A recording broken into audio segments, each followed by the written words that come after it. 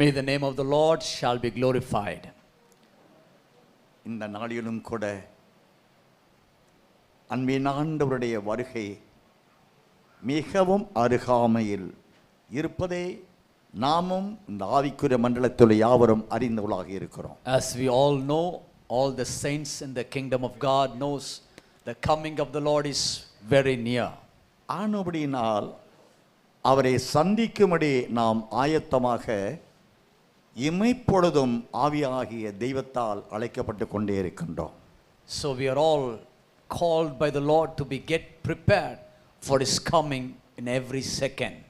அருமை இரட்சகருடைய ரட்சிக்க வரக்கூடிய அவருடைய வருகை குறித்து வேதத்திலே பல இடங்களிலே நமக்கு ஆவியானவர் எழுதப்பட்டு இருக்கிறது என்பதையும் அறிவோம். As we know, the Holy Spirit have written in the scriptures about the coming of the Lord very clearly that we can be understood. ஏனென்றால் வேதாகமத்தில் உள்ள 66 புத்தகங்களில் 8532 வசனங்களில் 318 இடங்களிலே இயேசு வருகிறார், சீக்கிரம் வருகிறார், தமக்காக காத்து கொண்டிருக்கிறவர்களுக்கு ரட்சிப்பை அருளும்படி அவர் சீக்கிரம் வருகிறார் என்று வேதத்தில் அதிகமான இடங்களிலே இந்த வசனம் சொல்லப்பட்டிருக்கிறது. Out of the 66 books of the entire Bible, in 8532 scriptures, there have been 318 mentions about the coming of the Lord Jesus Christ. வேதாகமத்தில் உள்ள 1817 தீர்க்க தரிசனங்களிலும் அருமை இரட்சகருடைய ரகசிய வருகை குறித்த தீர்க்க தரிசனங்களை குறித்து புதிய ஏற்பாட்டு வேத பகுதியிலே மிகவும் ஆழமாக எழுதப்பட்டிருக்கிறது. Out of the entire scripture, in the 1817 prophecies in the New Testament, the coming of the Lord Jesus Christ has been mentioned clearly.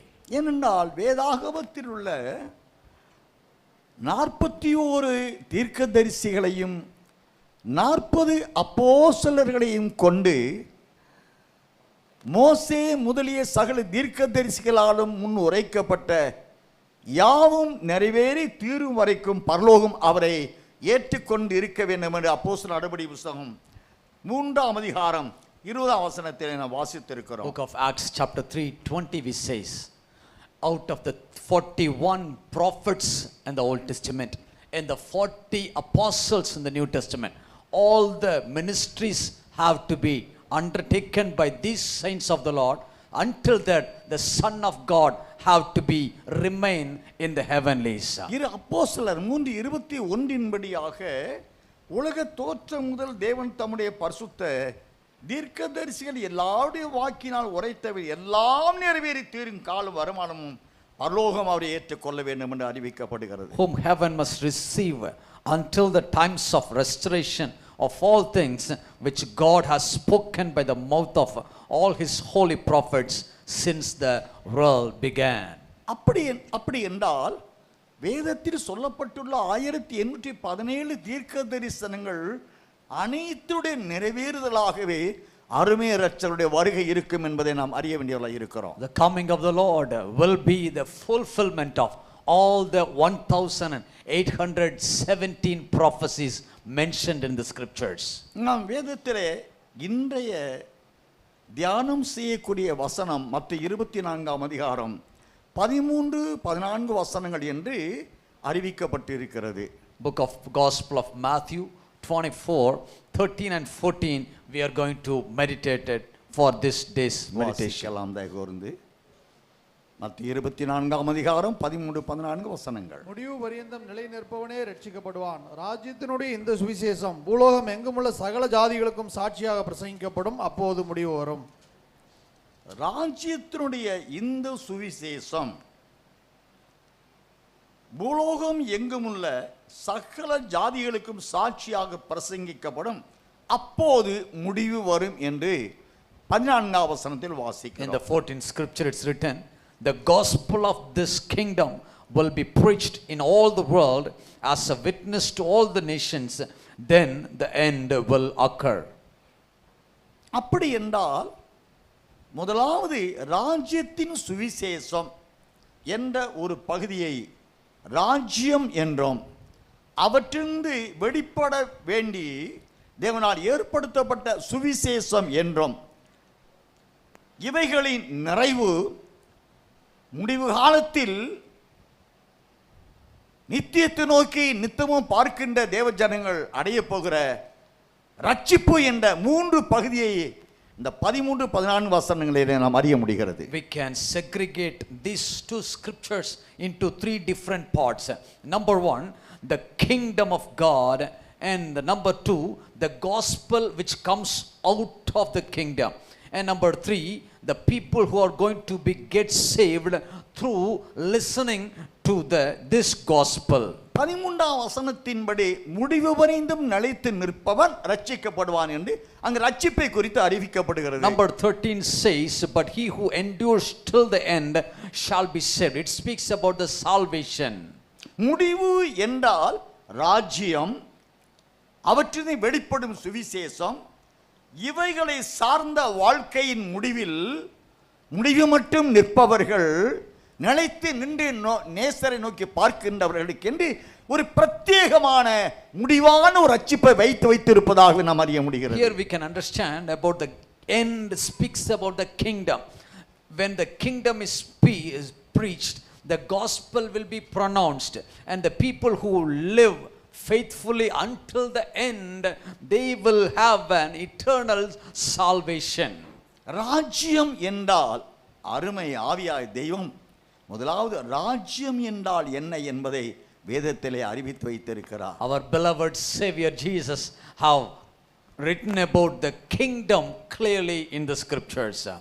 மத்தேயு சுவிசேஷம் 3ஆம் அதிகாரம் 2ஆம் வசனத்தை வாசிக்கலாம். Gospel of Matthew chapter 3 verse number 2.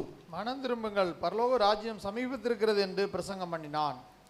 மனம் திரும்புங்கள், பரலோக ராஜ்யம் சமீபித்திருக்கிறது என்று பிரசங்கம் பண்ணினான் என்று நாம் வாசிக்கிறோம். Repent, for the kingdom of heaven is at hand.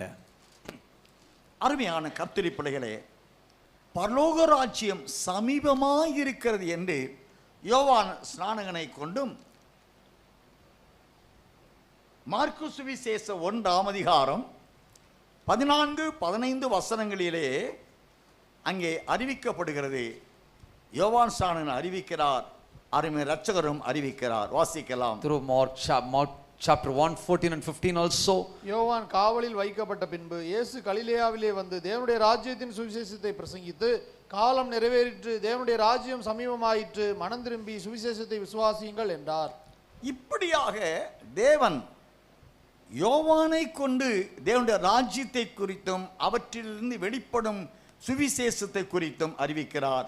அருமை இரட்சகராய் இயேசு கிறிஸ்துவும் ராஜ்யத்தையும் அவற்றின் வெளிப்படும் சுவிசேஷத்தையும் மிகவும் கருத்து கொண்டவர்களாக இருவரும் அறிவிக்கிறதை நாம் வாசித்தோம். Here we find John the Baptist preached about the kingdom of heaven, and he was preaching about the gospel which came out of the kingdom. The same way our Lord Jesus Christ also preached about the kingdom of heaven. He also preached the gospel related to the kingdom of God. மத்தேயு 4ஆம் அதிகாரம் 23ஆம் வசனத்தின் கொண்டு வாசிக்கலாம். Gospel of Matthew chapter 4 verse 21. 23.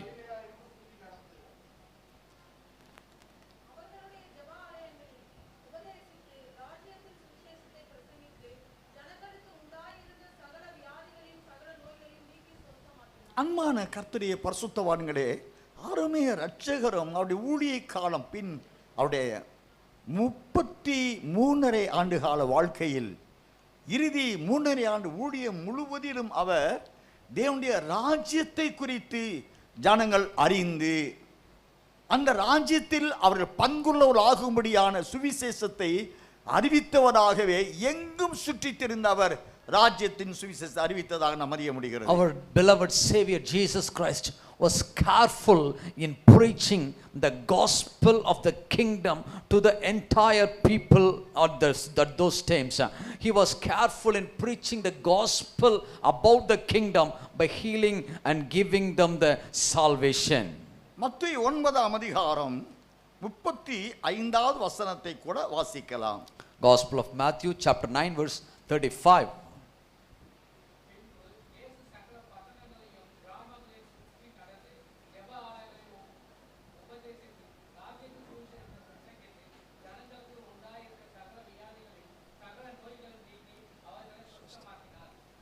அருமையான பரிசுத்தவான்களே, அருமை இரட்சகராய் இயேசு கிறிஸ்துவும் தேவனுடைய ராஜ்யத்தை குறித்து பிரசங்கித்து அந்த சத்தியத்தை அவர் விசுவாசிக்கத்தக்கதாக அதிசயங்கள் அற்புதங்களை நடப்பித்து ராஜ்யத்தின் சுவிசேஷத்தை வலியுறுத்தினதாக நாம் அறிய முடிகிறது. Jesus, our Savior, was careful in preaching this gospel of the kingdom, city after cities, village after villages, so that people could able to listen to the gospel of the kingdom, and for that to be believed, Jesus worked the miracles and healings to heal the people so that they can believe upon the gospel of the kingdom. அருமை இரட்சகராய் இயேசு கிறிஸ்துவும் மத்தேயு 28ஆம் அதிகாரம் 19 முதல் அவருடைய 11 சீஷர்களுக்கு சொல்லுகிறார், நீங்கள் உலகமெங்கு போய் நான் உங்களுக்கு கட்டளையிட்ட யாவையும் அவர் கைக்கொள்ளும்படி உபதேசித்து பிதா குமாரன் பரிசுத்தாவியின் நாமத்தினாலே ஞானஸ்நானம் கொடுத்து எனக்கு சீஷர்கள் ஆக்குங்கள் என்று கட்டளையிட்ட ஆண்டவர் உயிர்த்தெழுந்த பின்பு அப்போஸ்தலர் நடவடிக்கை 1ஆம் அதிகாரம் 1 முதல் 3 வசனங்களை வாசிக்கிற பொழுது அங்கே அந்த 11 அப்போஸ்தலர்களுக்கு அந்த ராஜ்யத்தின் சுவிசேஷத்தையே அறிவிக்க வேண்டும் என்று கட்டளையிடுகிறார். When we find in the gospel of Matthew 28:19 and 20, Jesus commanded his 12 disciples, go therefore and make disciples of all the nations, baptizing them in the name of the Father and the Son and the Holy Spirit. Even he gave the command to preach, disciple the people of God. In the book of Acts chapter 1 verse 2 and 3, we can find the Lord gave the command to the disciples to just preach only the gospel of the kingdom. அருமை இரட்சகர் உயிர்த்தெழுந்த பின்பு 40 நாளளவும் அந்த 11 அப்போஸ்தலர்களுக்கு அவர்கள் செய்யவும் உபதேசிக்கவும் கட்டளையிட்டதாவது என்று 3ஆம் வசனத்தில் அப்போஸ்தலர் 1:3 வாசிக்கிறோம். Book of Acts chapter 1 verse 3, we find Jesus gave them the commandments for that what they should apply, what they should do and what they should teach to the people. வாசிப்போம். அவர் பாடுபட்ட பின்பு 40 நாளளவும் அப்போஸ்தலருக்கு தரிசனமாகி தேவனுடைய ராஜ்யத்துக்குரியவைகளை அவர்களுடனே பேசி அநேகம் தெளிவான திருஷ்டாந்தங்களினாலே அவர்களுக்கு தம்மை உயிரோடு இருக்கிறவராக காண்பித்தார். 40 நாளளவும் அருமை இரட்சகர் சீசரை அனுப்புகிறார். அனுப்பின பிறகு 40 நாளளவும் என்றால் அவர் பரத்திற்கு எடுத்துக்கொள்ளப்படும் வேலை மட்டுமாகவே அவர் ராஜ்யத்தின் சுவிசேஷத்தை அறிவிக்க வேண்டும் என்றே. அப்படி என்றால்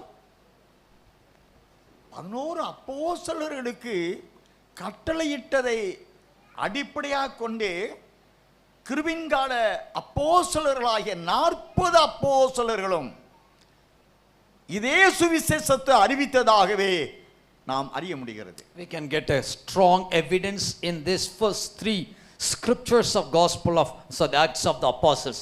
Right after the ascension of resurrection of Jesus Christ, Jesus taught his 40 disciples for 40 days, teaching about the kingdom of God, training them to preach the kingdom of God, so that even after his ascension, his disciples shall go forth into the world and preach the gospel of the kingdom to the entire world. இவ்விதமான கட்டளைகளை அப்போஸ்தலர்களுக்கு கொடுத்த அன்பின் ஆண்டவர் 40ஆம் நாளில் பரத்துக்கு ஏறெடுக்கப்பட்ட பொழுது அப்போஸ்தலர் நடபடி புத்தகம் 1ஆம் அதிகாரம் 11வது வசனத்தில் வாசிக்கிறோம், அவர்களுக்கு ஒரு வாக்குத்தத்தம் பண்ணி செல்கிறார்.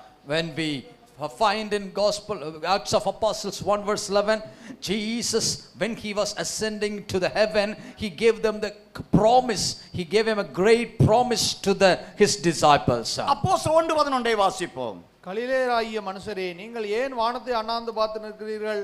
உங்களிடத்திலிருந்து வானத்துக்கு எடுத்துக்கொள்ளப்பட்ட இந்த இயேசுவானவர் எப்படி உங்கள் கண்களுக்கு முன்பாக வானத்துக்கு எழுந்தருளி போனாரோ அப்படியே மறுபடியும் வருவார் என்றார்கள். இந்த இயேசுவானவர் எப்படி உங்கள் கண்களுக்கு முன்பாக வானத்துக்கு எழுந்தருளி போனாரோ அப்படியே மறுபடியும் வருவார் என்று அங்கு வாக்குத்தத்தம் பண்ணி சொல்லுகிறார். This same Jesus who was taken up from you into heaven will so come in the like manner as you saw him go into heaven. This is the promise Jesus gave them to the disciples. அந்த ஒலிவ மலையிலே 11 சீசரிடத்திலே அவர் கொடுத்த வாக்குத்தத்தம், அவர் எடுத்துக்கொள்ளப்படுகிற முதல் மறுபடியும் அவர் வருகின்ற வரைக்கும் அந்த அப்போஸ்தலர்களுக்கு கொடுத்த வாக்குத்தத்தமே ராஜ்யத்தின் சுவிசேஷம் அறிவிக்க வேண்டும் என்பதை. The greatest promise and commandment the Lord gave, Jesus gave to his disciples on the Mount of Olives in the nation of Jerusalem, that the commandment is to preach the gospel of the kingdom to the entire world. That itself is the promise unto the disciples. அப்போஸ்தலர் நடபடி புத்தகம் 1:11 11 சீசர்களுக்கு தேவன் கட்டளையிட்டு சென்றார். Jesus our Lord gave the commandment to all the disciples in the 11th verse of Acts of Apostles chapter 1. எபிரேய பாஷையிலே 11 என்றால் மணவாட்டி என்று பொருளாய் இருக்கிறது. In the Hebrew language, the number 11 denotes about the bride. அருமைய இரட்சகர் சொன்ன வசனத்தின் லக்கமும் 11ஆக இருக்கிறது. The same the scripture verse also denotes the same 11th scripture. 11 என்றால் மணவாளன் என்றும் பொருளுடையதாக இருக்கிறது. The number 11 also denotes about the bridegroom. 11ஆம் வசனத்தில் சொன்ன கட்டளைகளை அதே 11 சீசர்கள் நிறைவேற்றி தமது வருகைக்கென்று எதிர்நோக்கி காத்திருக்க வேண்டும் என்ற கட்டளை கொடுக்கப்பட்டதாக நான் வாசிக்க முடிகிறது. Here the 11th verse denotes about the bridegroom Jesus. The commandment was given by this bridegroom to the 11 disciples, which clearly denotes about the bride, so that the bridegroom have given the commandment to the bride so that it should follow this gospel of the kingdom, get prepared for his coming. அதை போல நான் புரிந்து கொள்ளும்படியாய் உன்னத பாட்டி புஸ்தகத்தை குறித்து அங்கே 8 அதிகாரங்கள் உண்டு.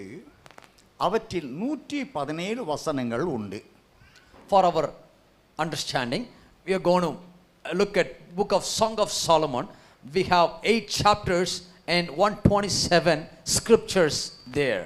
இவற்றில் 117 வசனங்கள். இந்த வசனங்களில்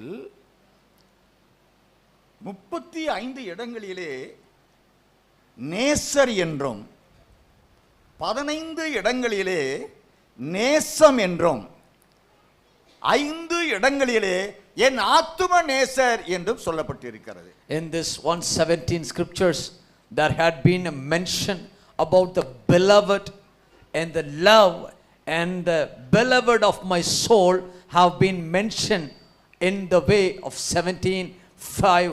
All the mentions have been mentioned in this book. வேதாகமத்தில் உள்ள 66 புத்தகங்களில் இந்த உன்னத பாட்டின் புத்தகம் 22வது இடத்தை வகிக்கிறது. Out of the entire books of the Bible, book of Song of Solomon holds the place of number 22. இந்த 22ஐ நீங்கள் எபிரேய மொழியிலே நீங்கள்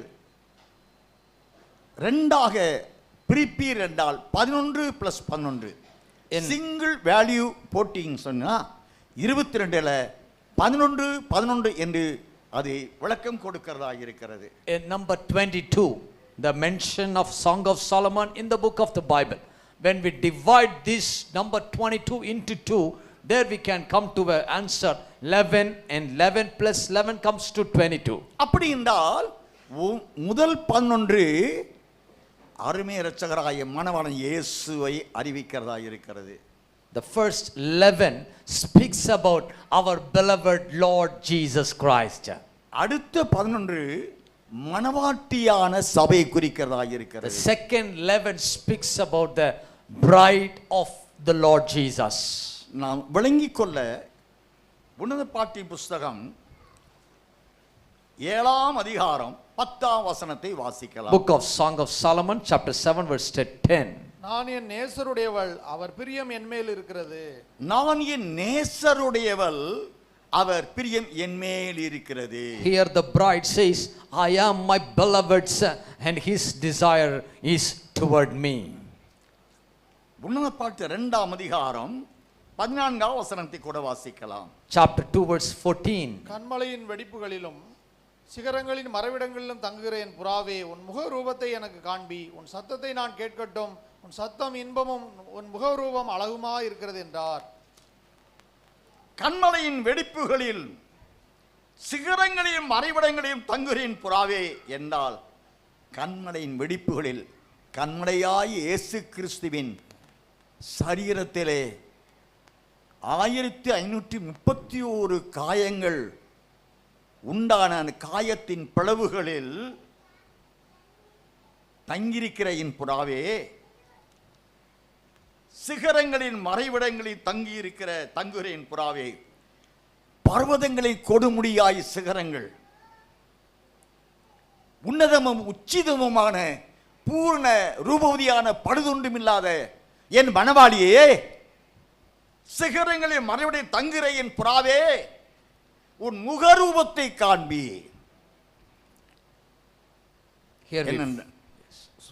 Here we find, oh my dove, in the clefts of the rock.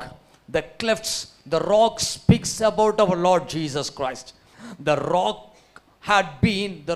Jesus Christ had been bruised and crushed in the cross of Calvary. Out in the 1531 beatings, bruisings have been happened in the body of Jesus Christ. The bride have been hidden into that sufferings of Jesus Christ. Show me your face, oh my dove. Let me hear your voice. That is the love of bride towards the bridegroom.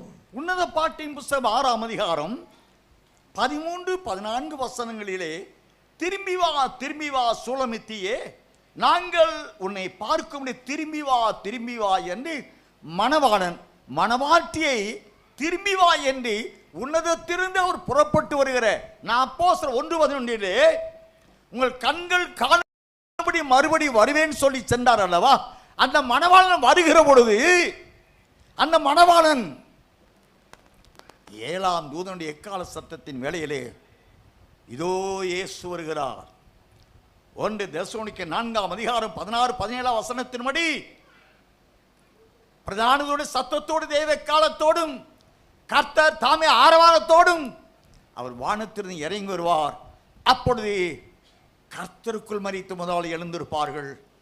பின்பு உயிரோடு இருக்கிறதான நாம் கர்த்தர் வரிக்கடு மேகங்கள் எடுத்துக்கொள்ளப்பட்டு அந்த எடுத்துக்கொள்ளப்படி வேளையிலே மணவாட்டி திரும்பி வா சுலபத்தியே, திரும்பி வா என்ற அழைப்பின் தொனியே எக்கால் தொனியாய் வெளிப்பட போகிறது. Song of Solomon chapter 6:13 says, written, O Shulamite, written, what that we may look upon you. Here the word written speaks about the bridegroom is calling towards the bride. When Jesus came, when ascends to the heaven, in the book of Acts chapter 1 verse 3, he have commanded that I will be returning back. In the book of 1 Thessalonians chapter 4:16 and 17 says, when Jesus comes towards this earth, when the sound of the trumpets and the angels, Jesus will give the command to the bride, return back, so that I can look at you, so that I can meet you. சூலமித்து என்றால் எனக்கு பிரியமானவளை என் இனத்தாலே என் மணவாளியே என்று பொருளாய் இருக்கிறது. Shulamite, the word Shulamite means about the bridegroom, bride, my beloved, my dove, my beloved. நான் உன்னை பார்க்கபடி எனும் திரும்பி வா என் பிரியமே என் ரூபவதியே பழுதொன்றும் இல்லாதவளை என்று இந்த உன்னத பாட்டிலே 4ஆம் அதிகாரம் 1, 7, 10 வசனங்களிலே இன்னும் பல இடங்களிலே நாம் வாசித்திருக்கிறோம். Song of Solomon chapter 1, 4, 1, 7 and 10 speaks about you Shulamite, you have not at all any spot in you. We want to look unto you. Come back Shulamite, I want to meet you. This is the voice of the beloved bridegroom towards this bride. உன்னத பாட்டி புஸ்தகம் 8ஆம் அதிகாரத்திலே 6, 7 வசனங்களை வாசிக்கலாம். Chapter 8, 6 and 7. நீர் என்னை உமது இருதயத்தின் மேல் முத்திரையை போலவும் உமது புயத்தின் மேல் முத்திரையை போலவும் வைத்துக்கொள்ளும். நேசம் மரணத்தை போல் வலிது, நேச வைராக்கியம் பாதாளத்தை போல் கொடிதாய் இருக்கிறது. அதன் தழல் அக்னி தழலும் அதன் ஜுவாலை கடும் ஜுவாலையுமா இருக்கிறது. திரளான தண்ணீர்கள் நேசத்தை அவிக்க மாட்டாது, வெள்ளங்களும் அதை தணிக்க மாட்டாது. ஒருவன் தன் வீட்டில் உள்ள ஆஸ்திகள் எல்லாம் நேசத்திற்காக கொடுத்தாலும் அது முற்றிலும் அசட்டை பண்ணப்படும். அருமையான கர்த்தருடைய பரிசுத்தவான்களே, நீதிமான்களே, சத்தியவான்களே, மணவாளனை நோக்கி மணவாட்டி சொல்லுகிறாள்.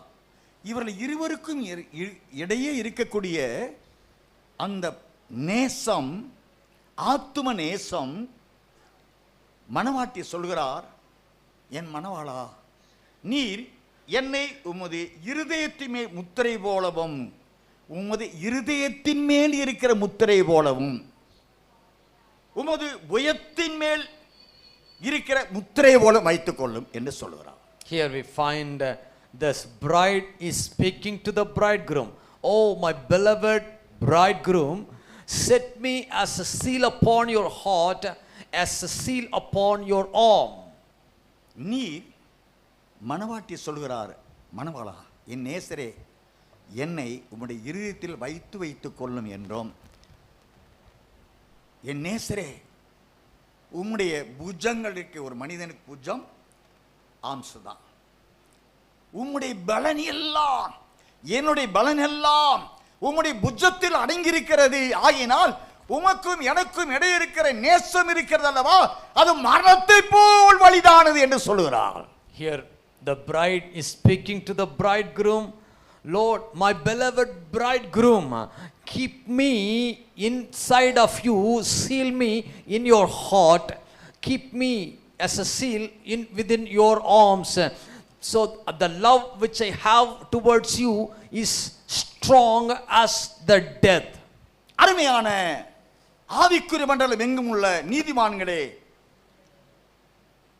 மணவாளனுக்கும் மணவாட்டிக்கு இருக்கக்கூடிய நேசத்தின் ஐக்கியம், இவர்கள் இருவரும் ஒருவராக இருக்கிறார்கள் என்று நாம் அறிய முடிகிறது.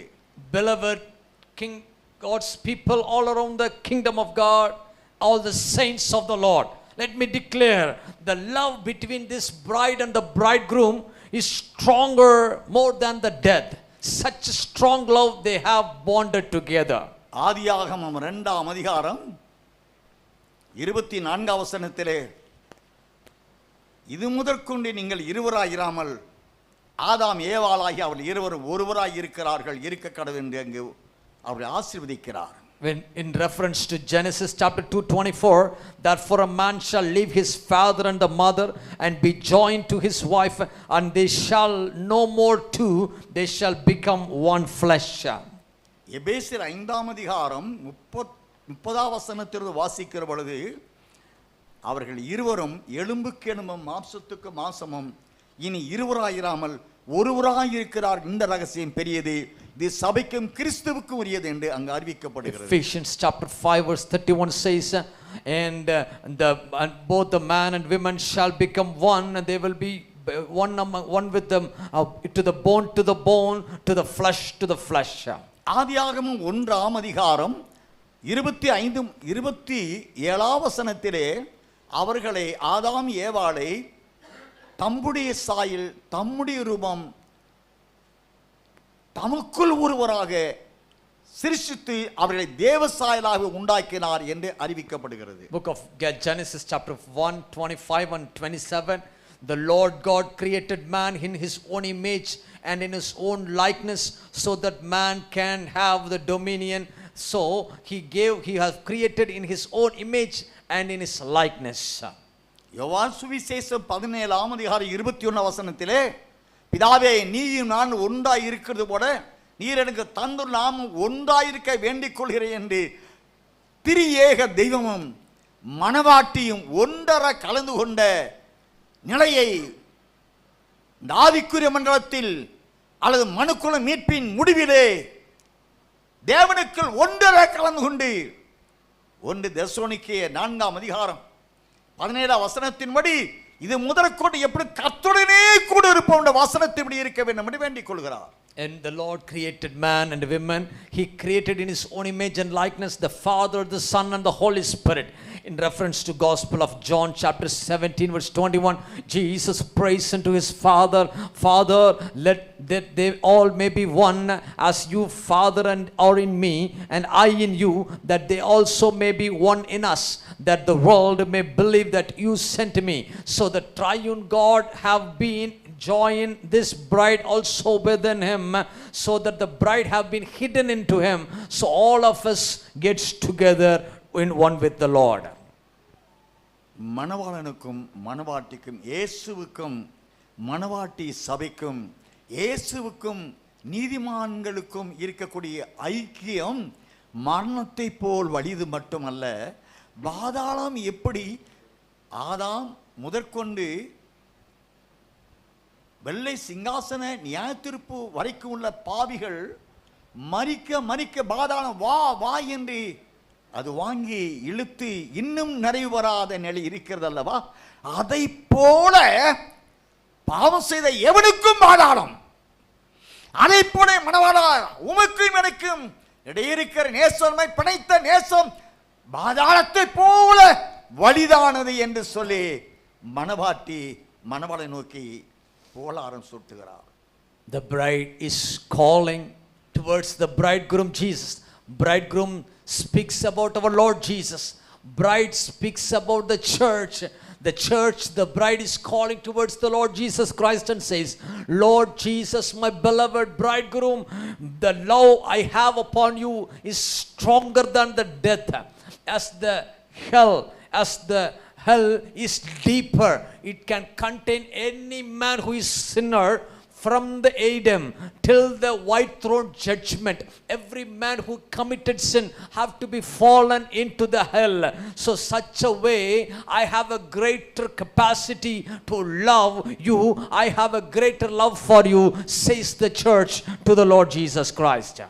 உன்னத பாட்டிய புஸ்தகம் 8ஆம் அதிகாரம் 7ஆம் வசனத்திலே, நேசருடைய அன்பு தனக்குள்ளும் தன்னுடைய நேசம் அவருக்குள்ளும் என்றால் இவர்கள் இருவருக்கும் இருக்கிற ஐக்கியம் ஒன்றரை கலந்து கொண்ட அந்த நிலையை திரளான தண்ணீர்கள் இந்த நேசத்தை இந்த ஐக்கியத்தை அவிக்க முடியாது என்றும் வெள்ளங்களும் அதை தணிக்க மாட்டாது என்றும் ஒருவன் தன் வீட்டில் உள்ள ஆசைகளை எல்லாம் அந்த நேசத்தை கெடுக்கும்படியாக கொடுத்தாலும் அது முற்றிலும் அசட்டை பண்ணப்படும் என்ற நேசத்துடைய ஒருமைப்பாட்டு உறுதித்தன்மையை உன்னத பாட்டிலே சாலமோனை கொண்டு ஆவியன் எழுதுகிறார். Through Solomon, the Lord have written in chapter 8 verse 7, many waters cannot quench the love which we both have, nor can the floods drown it. If a man would give for love all the wealth of his house, it would be utterly despised. அப்படி என்றால் அப்போஸ்தலன் பவுல் இதே சத்தியத்தை வலியுறுத்தி 1 கொரிந்தியர் 13ஆம் அதிகாரம் 3ஆம் வசனத்தை நாம் வாசிக்கிறோம். வாசிங்களேன் தயவு செய்து. 1 Corinthians chapter 13 verse 3, Apostle Paul, எனக்கு உண்டான யாவற்றையும் நான் அன்னதானம் பண்ணினாலும் என் சரீரத்தை சுட்டரிக்கப்படுவதற்கு கொடுத்தாலும் அன்பு எனக்கு இராவிட்டால் எனக்கு பிரயோஜனம் ஒன்றுமில்லை. அன்பு எனக்கு இராவிட்டால் எனக்கு ஒன்றும் பிரயோஜனம் இல்லை. 1 ரோமர் 8ஆம் அதிகாரம் 36 முதல் 39 முடிய வாசிக்கலாம். if I don't have love, it profits me nothing. Romans chapter 8 37 to 38. 39. கிறிஸ்துவின் அன்பை விட்டு நம்மை பிரிப்பவன் யார்? உபத்திரவமோ, வியாகுலமோ, துன்பமோ, பசியோ, நிர்வாணமோ, நாசமோசமோ, பட்டயமோ, இவை எல்லாவற்றிலேயும் நாம் நம்மில் அன்பு கூறுகிறவராலே முற்றும் ஜெயங்கொள்கிறவர்களாய் இருக்கிறோமே. மரணமானாலும் ஜீவனானாலும் தேவதூதர்களானாலும் அதிகாரங்களானாலும் வல்லமைகளானாலும் நிகழ்காரியங்களானாலும் வருங்காரியங்களானாலும் உயர்வானாலும் தாழ்வானாலும் வேறெந்த சிருஷ்டியானாலும் நம்முடைய கர்த்தராகிய கிறிஸ்து இயேசுவில் உள்ள தேவனுடைய அன்பை விட்டு நம்மை பிரிக்க மாட்டாதென்று கிறிஸ்து இயேசுவில் உள்ள அன்பை விட்டு நம்மை ஒன்றும் பிரிக்க மாட்டாதும் பிரிக்க முடியாது என்ற நேசர்களாக மணவாளனும் மணவாட்டியும் இருக்கிறவர்களே மாத்திரம் உங்கள் கண்கள் காணும்படி வானத்துக்கு எழுந்திருமான இயேசுவானவர் மறுபடியும் உங்கள் கண்கள் காண வரப்போகிறார் என்று அறிவிக்கப்பட்டு இருக்கிறது. Both the bride and bridegroom have such a strong bond of love that the Apostle Paul mentions here nothing shall be able to separate us from the love of God which is in Christ Jesus our Lord. Such a bond of love will be united together with the bride and the bridegroom. They only can see the coming of the Lord. சப்தத்தை கேட்கிற ஆவிக்குரிய மண்டலமே, ஒரு நேசர் வரப்போகிறாய் என்பது உண்மை. Dear beloved saints of the Lord, the coming of the Lord Jesus is very true. ஏசாயா 46:10 வசனத்திலே அந்தத்தில் உள்ளவைகளை ஆதி முதல் அறிவிக்கிற நான் அதை சொன்னேன், அதை நிறைவேற்றுவேன், திட்டமிடினேன், அதை செய்து முடிப்பேன் என்று நான் வாக்கு பண்ணியிருக்கிறார். Isaiah 46:10 says, the Lord have promised, declaring the end from the beginning and from ancient times things that are not yet come, done, saying, my counsel shall stand and I will do all my pleasure. ஏசாயா 46 10 வாசிப்போம் தயவு கூர்ந்து. அந்தத்தில் உள்ளவைகளை ஆதி முதற்கொண்டும் இன்னும் செய்யப்படாதவைகளை பூர்வ காலம் முதற்கொண்டும் அறிவிக்கிறேன். என் ஆலோசனை நிலை நிற்கும், எனக்கு சித்தமானவைகளை எல்லாம் செய்வேன் என்று சொல்லி உராஞ்சுகிற ஒரு பட்சியை கிழக்கிலிருந்தும் என் ஆலோசனை நிறைவேற்றும் மனுஷனை தூர தேசத்திலிருந்தும் வரவழைக்கிறவராயிருக்கிறேன். அதை சொன்னேன், அதை நிறைவேற்றுவேன், அதை திட்டம் பண்ணினேன், அதை செய்து முடிப்பேன். அருமையா, சொன்னதை அவர் நிறைவேற்றி முடிக்க வல்லவராயிருக்கிறார். The Lord is able to fulfill what he have pronounced. அருமை, ரட்சகர் வருவேன் என்று சொல்லி சென்றது வரப்போறதாக வாக்குத்தத்தபடி சத்தியமே. Jesus, as he promised that I will be coming back, it is a true promise, he will return back for sure. அப்படி என்றால் அந்த பூர்ண ரூபவதியை சேர்த்துக்கொள்ள தேவ மகிமையை அடைந்த மனுஷகுமாரனாக மணவாளனாக வரப்போகிற அந்த ஆண்டவரை சந்திக்க நீ ஆயத்தம் ஆவிக்குரிய மண்டலமே. So we have a call right now today, or we prepare to meet our glorified Lord Jesus Christ. Is the bride prepared for his coming? அவருடைய நேசம் உன்னை சார்ந்து, உன்னுடைய அன்பு அவரை சார்ந்து, ஒன்றின் இந்த உலகத்தை சார்ந்த ஒன்றுடைய ஆவி ஆத்மா சரீரம் சாத்தானால் உருவாக்கப்பட்ட உன் மாமிசம், உலகம், பாவம், மரணம், பிசாசு, பாதாளம், இவைகள் ஒன்றினாலாவது பிரிக்க நீங்கள் இடம் கொடுக்கிற அனுபவம் உண்டா? Do we have any experience to yield us to the sin in our flesh, body and spirit? Or we giving place for the sin so that we can escape from the coming of the Lord? Jesus is coming back. Are we ready, prepared, holy in our life to meet him? ரோமர் 8:36 முதல் வாசித்தோம் அல்லவா? ஒன்றினாலும் இயேசுவிடம் இருக்கிற என் அன்பை அவரை விட்டு பிரிக்க மாட்டாது என்று அங்கு ஆவியன் எழுதி வைத்திருக்கிறாரே.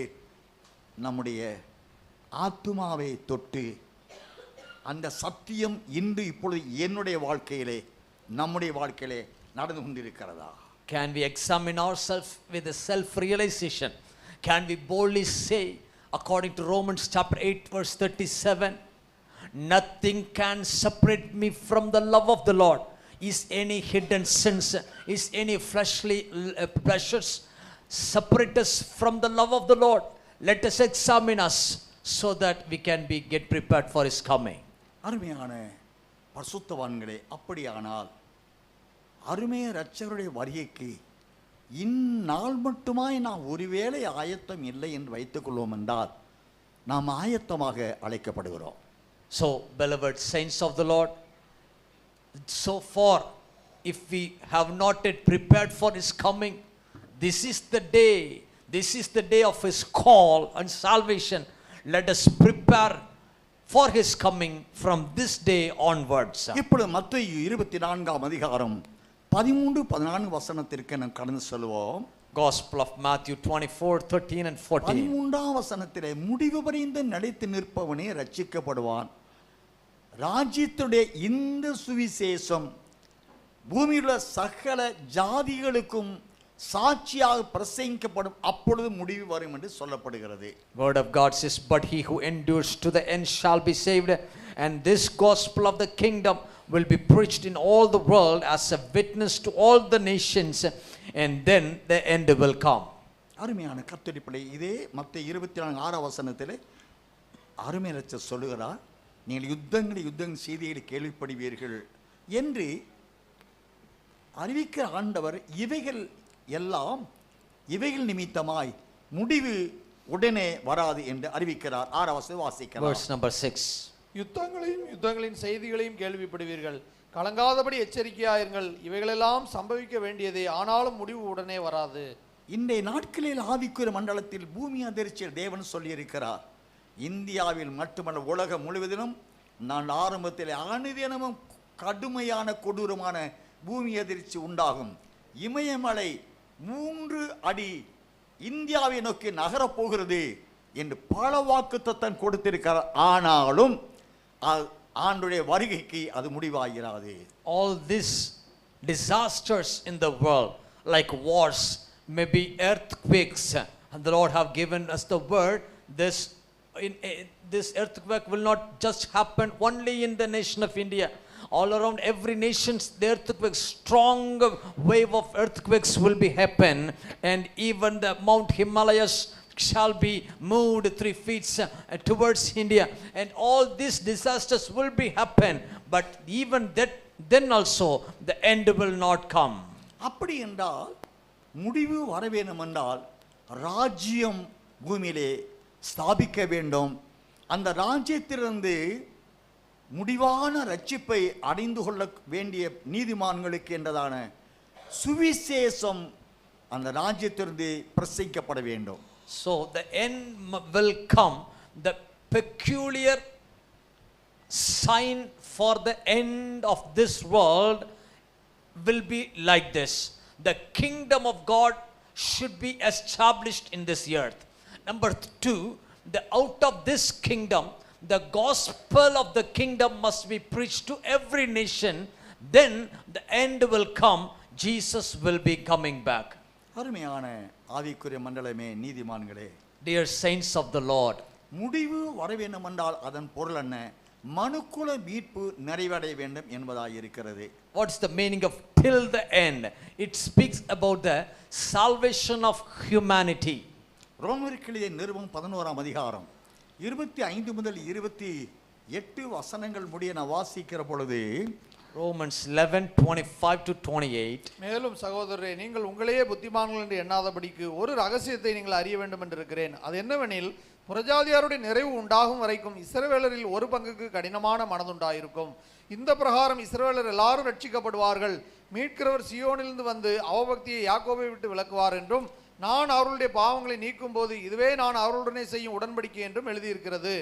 இது ஒரு ரகசியத்தை நீங்கள் அறிய வேண்டும் என்று விரும்புகிறேன். அதே என்றால், புறஜாதியாருடைய ரட்சிப்பு நிறைவேறுகிற வரைக்கும், அப்படின்னா புறஜாதியிலிருந்து நீதிமான்களை மீட்டு தமது வரிக்கென்று மனவாட்டியான பரிசுத்த ராஜரிய ஆசாரிய கூட்டமாய் எழுப்பி அவர்களை தன்னுடைய மனவாட்டியாகத்தான் அங்கீகரிக்கப்படுகிற வரைக்கும் இஸ்ரவேலர்களுக்கு ஒரு பங்குக்கு உரிய யூதர்கள் ரட்சிப்பு தடையாயிருக்கும் என்று அறிவிக்கப்படுகிறது. Here there is a mystery, a secret have been revealed. A portion of Israelites will be blinded so that a salvation to the Gentiles will be come in fullness. Until that, the Jews will have a blindness of their eyes, so that Gentiles to come towards the salvation of the Lord. This is the mystery of God. என்றால் புறஜாதியாருடைய மீட்பு நிறைவேற வேண்டும்.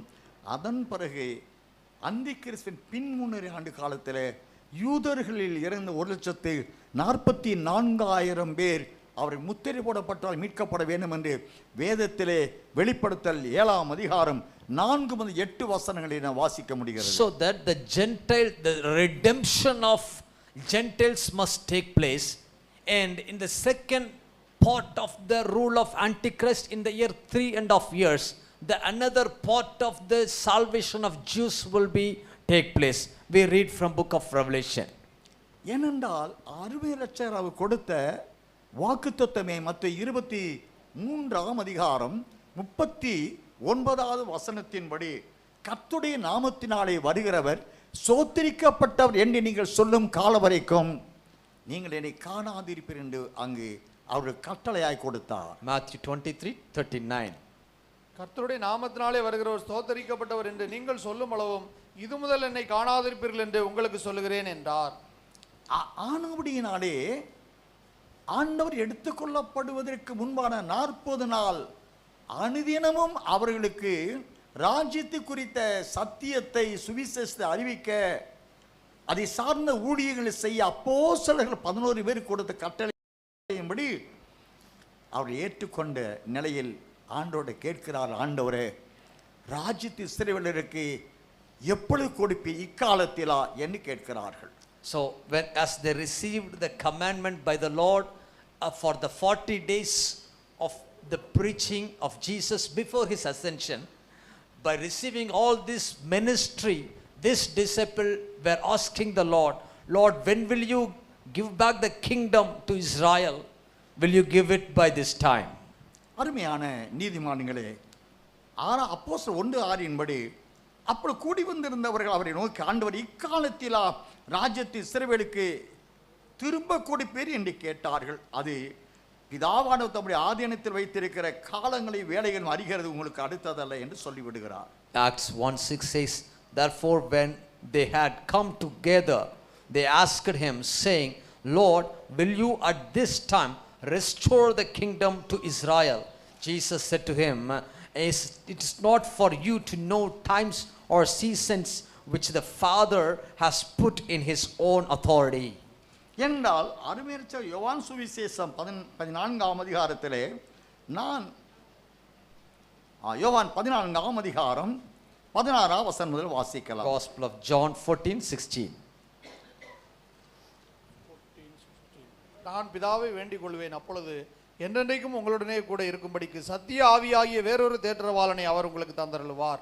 உலகம் அந்த சத்திய ஆவியானவரை காணாமலும் அறியாமலும் இருக்கிறபடியால் அவரை பெற்றுக்கொள்ள மாட்டாது. அவர் உங்களுடனே வாசம் பண்ணி உங்களுக்குள்ளே இருப்பதால் நீங்கள் அவரை அறிவீர்கள். நான் உங்களை திக்கற்றவர்களாக விடேன், உங்களிடத்தில் வருவேன். இன்னும் கொஞ்ச காலத்திலே உலகம் என்னை காணாது, நீங்களோ என்னை காண்பீர்கள். நான் பிழைக்கிறபடினால் நீங்களும் பிழைப்பீர்கள். நான் என் பிதாவிலும் நீங்கள் என்னிலும் நான் உங்களிலும் இருக்கிறதை அந்நாளிலே நீங்கள் அறிவீர்கள். என் கற்பனைகளை பெற்றுக்கொண்டு அவைகளை கை கொள்ளுகிறவனே என்னிடத்தில் அன்பாயிருக்கிறான். 26ஆம் வசனம் வாசிங்க. Verse 24. என்னில் அன்பாயிராதவன் என் வசனங்களை 26 என் நாமத்தினாலே பிதா அனுப்ப போகிற பரிசுத்த ஆவியாகிய தேற்றரவாளனை எல்லாவற்றையும் உங்களுக்கு போதித்து நான் உங்களுக்கு சொன்ன எல்லாவற்றையும் உங்களுக்கு நினைப்பூட்டுவார். பரிசுத்த ஆவியாய் தேற்றரவாளனே எல்லாவற்றையும் உங்களுக்கு போதித்து நான் உங்களுக்கு சொன்ன எல்லாவற்றையும் உங்களுக்கு நினைப்பூட்டுவார் என்று அங்கு அருமை இரட்சகர் வாக்கு பண்ணுகிறார் ஊழியத்தின் காலத்திலே.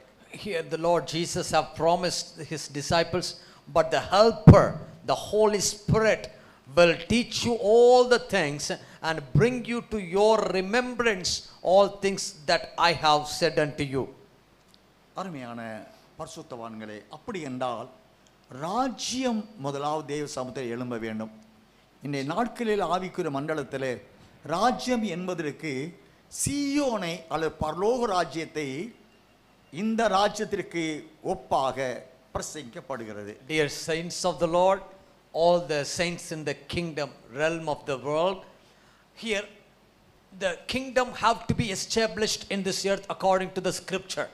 The kingdom has been interpreted, misunderstood, understood in different way, that the kingdom refers to the Zion. என்றால் மத்தேயு 25ஆம் அதிகாரம் 1, 6, 10 இந்த 3 வசனங்களை நான் வாசிக்கிற பொழுது பரலோக ராஜ்யம் மணவாளனை சந்திக்க எதிருண்டு போக புறப்பட்ட 10 கன்னிகைகளுக்கு ஒப்பாயிருக்கும் என்று நான் வாசிக்கிறோம். But the Lord's interpretation is different. The kingdom of God is not speaks about Zion, but the kingdom have to be established here on this earth. Gospel of Matthew 25, 1, 7 and 10 speaks about different parables about the kingdom of God. 10ஆம் வசனத்தில் அப்படியே அவர் வாங்க போன பொழுது மணவாளன் வந்து விட்டார், ஆயத்தமாயிருந்தவர்கள் அவரோடு கூட கல்யாண வீட்டுக்குள் பிரவேசித்தார், கதவும் அடைக்கப்பட்டது என்று வேதம் சொல்லுகிறது. And while they went to buy, the bridegroom came, and those who were ready went in with him to the wedding, and the door was shut.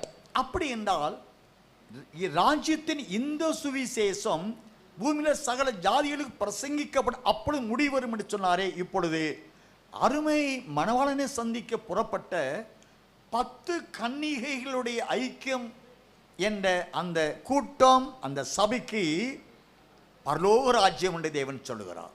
Here we can find Jesus said the kingdom of God speaks about the group of saints in the last days.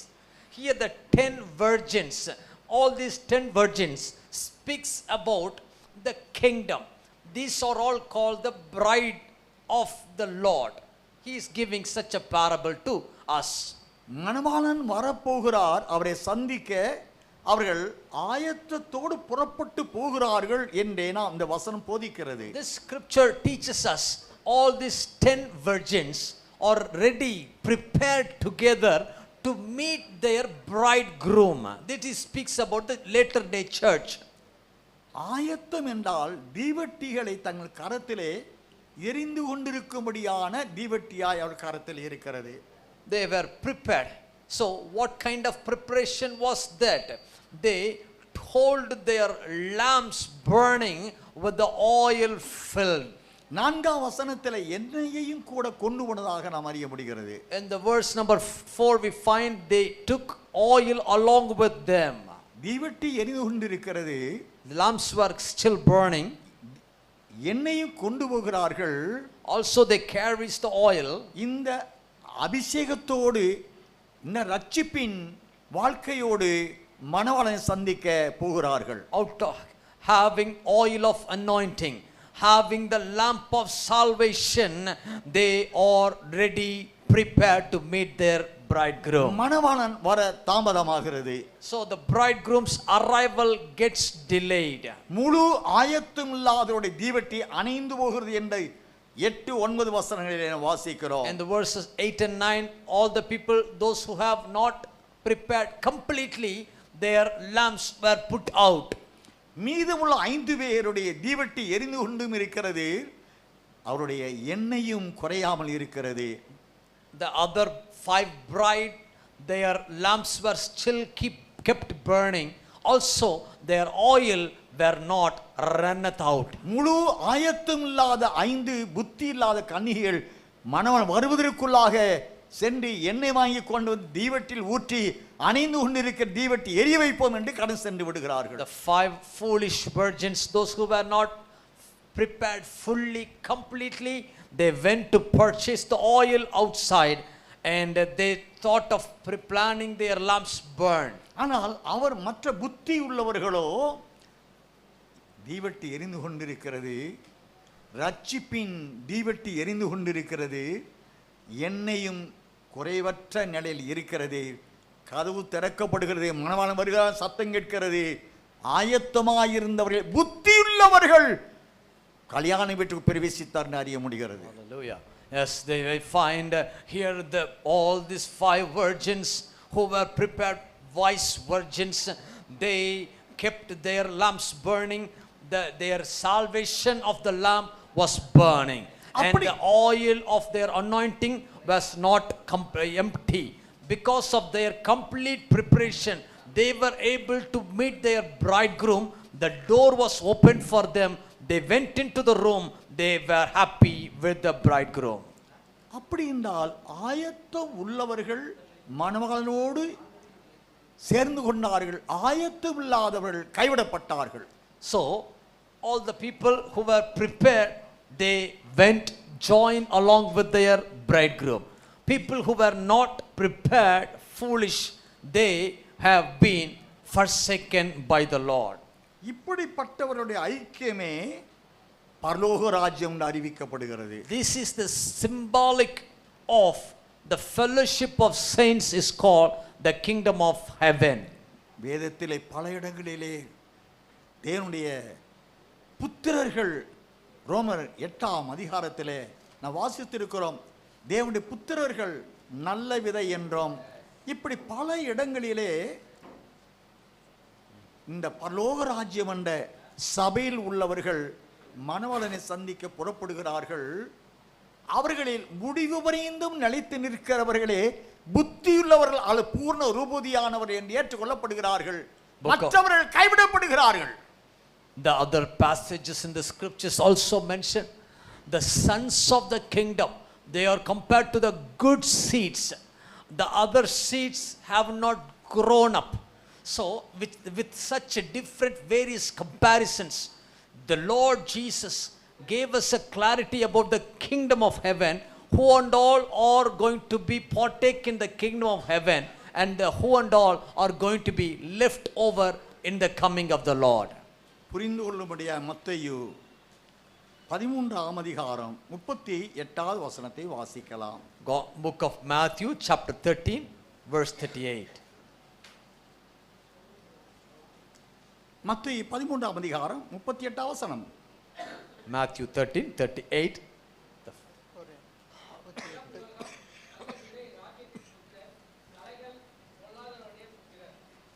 44வது வசனம். Verse அன்றையும் 44. பரலோக ராஜ்யம் நிலத்தில் புதைந்திருக்கிற பொக்கிஷத்துக்கு ஒப்பா இருக்கிறது. அதை ஒரு மனுஷன் கண்டு மறைத்து அதை பற்றிய சந்தோஷத்தினாலே போய் தனக்கு உண்டான எல்லாவற்றையும் விற்று அந்த நிலத்தை கொள்ளுகிறான். 47வது வசனம். அன்றையும் பரலோக ராஜ்யம் கடலிலே போடப்பட்டு சகலவிதமான மீன்களையும் சேர்த்து வாரிக்கொள்ளும் வலைக்கு ஒப்பா இருக்கிறது. 49. இப்படியே உலகத்தின் முடிவிலே நடக்கும். தேவதூதர்கள் புறப்பட்டு நீதிமான்கள் நடுவிலிருந்து பொல்லாதவர்களை பிரித்து அவர்களை அக்கினி சூளையிலே போடுவார்கள். அங்கே அழுகையும் பற்கடிப்பும் உண்டாயிருக்கும் என்றார். அருமையான கர்த்தருடைய பிள்ளைகளே, பரலோக ராஜ்யம் என்பது விதைக்கப்பட்ட விதையில் நல்ல நிலம் நல்ல விதை. Here we find the kingdom of heaven. It speaks about the good soil and the good seed. நல்ல வியாபாரி கடலில் போடப்பட்ட மீனில் அகப்பட்ட நல்ல மீன்கள், இப்படியாக இந்த பரலோக ராஜ்யத்தில் இருந்து மணவாளனை சந்திக்க ஆயத்தப்படுகிற புத்தி உள்ளவர்கள் நாம் 49வது வாசிக்க. இப்படியே உலகத்தின் முடிவிலே நடக்கும். தேவதூதர்கள் புறப்பட்டு நீதிமான்கள் நடுவிலிருந்து பொல்லாதவர்கள் பிரித்து விடுவார்கள் என்று வாசிக்கிறோம். We find the kingdom of heaven is compared to various symbolic symbols. It speaks about the kingdom of heaven is like a treasure hidden in a field. The kingdom of heaven is like a merchant seeking beautiful pearls. The kingdom of heaven is like a dragnet that was cast into the sea. And all these scriptures mentions about the first number 41 says, the Son of Man will send out his angels and they will gather out of his kingdom all things that offend and those who practice lawlessness. அப்படி என்றால் உலகத்தின் முடிவான வேளையிலே தேவனுடைய சித்தத்தின்படி ஒரு ராஜ்யம் என்ற ஒரு சபை, அந்த சபை வரப்போற மணவாளனை சந்திக்க எதிர்கொண்டு போய் அவரை சந்தித்து சேர்ந்து கொள்ள ஆயத்தப்படுகிற ஒரு சபையை தேவன் எழுப்ப சித்தம் கொண்டிருக்கிறார். So in this last days of this universe, the Lord is going to raise up a church, a congregation of saints. They will be prepared to meet the kingdom of God, meet the bridegroom, the Lord Jesus Christ. That is the clear picture we find in the scriptures. முடிவான காலத்தில் என்றால் மனுக்குல மீட்பு யூதர்களில் இருந்தும் புறஜாதியிலிருந்தும் நிறைவேற வேண்டிய மீட்பு நிறைவு பெற்று பழுதொன்றும் இல்லாத நீதிமான்களாய் பூர்ண ரூபவதியான பரிசுத்தவான்களாய் அவர்களை தெரிந்தெடுக்கும்படியாக பூமியிலே முடிவான காலத்தில் எழுப்ப சித்தம் கொண்டிருக்கிற சபையே, மணவாளனை சந்திக்க புறப்பட்ட சபையே, மணவாட்டி சபையே ராஜ்யம் என்று வேதம் சொல்லுகிறது. Here we find the end of this world. That means, in other words, it's called the final salvation. The redemption of the Gentiles, the salvation of the Jews, when comes together, that will be called as the kingdom of God. That kingdom, the Lord is prepared for himself as the church of belongs to him. That is also called as the bride of the Lord. That church will be getting prepared for prepared to meet their bridegroom. வேதத்தில் அப்போஸ்தலனாகிய பவுலை கொண்டு அந்த பழுதொன்றுமில்லாத நீதிமான்கள், பழுதுள்ள குற்றமுள்ள பாவிகள், 2 பேர் வயலில் இருப்பார்கள், ஒருவர் எடுத்துக்கொள்ளப்படுவார், ஒருவர் கைவிடுப்பார். விளங்கிக் கொள்ள, 2 பேர் வீட்டில் இருப்பார்கள், ஒருவர் எடுத்துக்கொள்ளப்படுவார், கைவிடப்படுவார். 2 பேர் திருகை அரைத்து கொண்டிருப்பார்கள், ஒருவர் எடுத்துக்கொள்ளப்படுவார், ஒரு கைவிடப்படுவார்.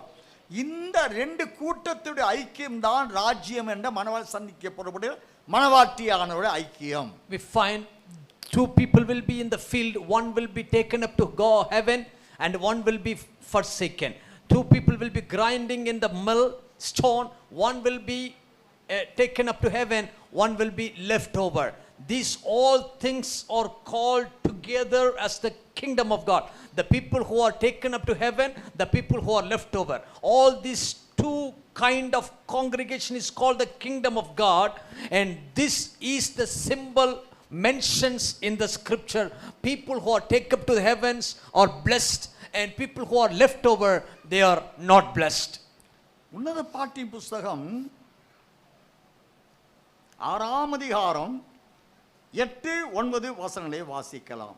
Song of Solomon chapter 6, 8 and 9.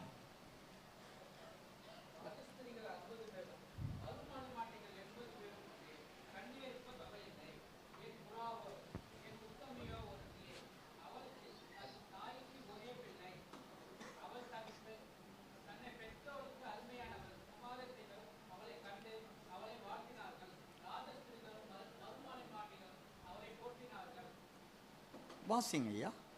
சந்தனை போல் அழகும், சூரியனை போல் பிரகாசமும், கொடிகள் பறக்கும் படையை போல் கெடியும் உள்ளவளாய், அருணோதயம் போல் உதிக்கிற இவள் யார்? அருமையான கர்த்தருடைய பிள்ளைகளே, 10 பேர் மணவாளன் சந்திக்க புறப்பட்டு செல்கிறார்கள். அவர்கள் 5 பேரே நீதிமான்கள் என்றும் பூர்ண ரூபதியிலான மணவாட்டி என்றும் ஏற்றுக்கொள்ளப்படுகிறார்கள். இங்கே சாலமோனி உன்னத பாட்டிலே அதே இதை வலியுறுத்துகிறார். The same truth have been mentioned by Solomon. 5 virgins were wise and prepared to the kingdom of God, and the 5 other virgins have not prepared themselves, they have been left over. Song of Solomon mentions the same in this scripture. ராஜஸ்திரிகள் 60 பேரும் மறுமனையாட்டியர் 80 பேரும் உண்டு, கண்ணீருக்கு தொகை இல்லை என்று 8ஆம் வசனத்தின்படி Solomon ராஜாவிற்கு மனைவியானவர்கள் 140 பேர். ராஜஸ்திரியில் 60 பேர், மறுமனையாட்டியர் 80 பேர். 80 60 140 மனைவி இருக்கிறார்கள். 9ஆம் வசனத்திலே என் புறாவோ என் உத்தமியோ ஒருத்தியே என்று சொல்கிறவர், அவள் தன் தாய்க்கு ஒரே பிள்ளை, அவள் தன்னை பெற்றவளுக்கு அருமையானவள், குமாரத்தியில் அவளை கண்டு அவளை வாழ்த்துகிறார்கள், ராஜஸ்திரி மறுமனையாட்டி அவளை போற்றுகிறார்கள் என்று சொல்லப்படுகிறது. Solomon had many wives, like 60 queens, 80 concubines and virgins without number. Even such kind of much women, wives been unto Solomon, they were all the leftovers, but the only one who were chosen is my dove, my perfect one is my only one, the only one of her mother, the favorite of the one who bore her. The daughters saw her and called her blessed, the queens and the concubines, and they praised her. This one beloved daughter is compared to the bride of the Lord, and the other all women were left over by the Lord. தொடர்ந்து சாலமோனுக்கு 1 ராஜாக்கள் புஸ்தகம் 11ஆம் அதிகாரம் 3-4 வசனங்களை வாசித்தால் அவருக்கு 700 மனையாட்டிகளும் மனைவி 700 மனையாட்டிகளும் 300 மறுமனையாட்டிகள் உண்டு. அப்படின்னா எவ்வளோ? 1000. So 1 Kings 11:3-4 we says, and he had 700 wives, princes, and 300 concubines, and his wives turned away his heart. So totally he had 1000 women for his life. அப்படி என்றால் சாலமோனுக்கு 1140 மனைவிகள் என்று நாம் அறிந்து கொண்டாலும் அவருடைய நேசம் அவருடைய ஒரே ஒரு மனைவியாகிய சூலமித்தியாளுக்கே என்று அறிய முடிகிறது. Even Solomon had in total he had 1140 women in his life, but his love, his heart was with only one woman. She is the Shunammite and she is his bride. என் புறாவோ என் உத்தமியோ ஒருத்தி, அவள் தன் தாய்க்கு ஒரே பிள்ளை, தன்னை உண்டாக்கின அருவரச்சேருக்கு ஒரே ஒரு பிள்ளை. அவள் தன்னை பெற்றவளுக்கு அருமையான, தன்னை உண்டாக்கின சர்வத்தின் ஆண்டவருக்கு அருமையானவள்.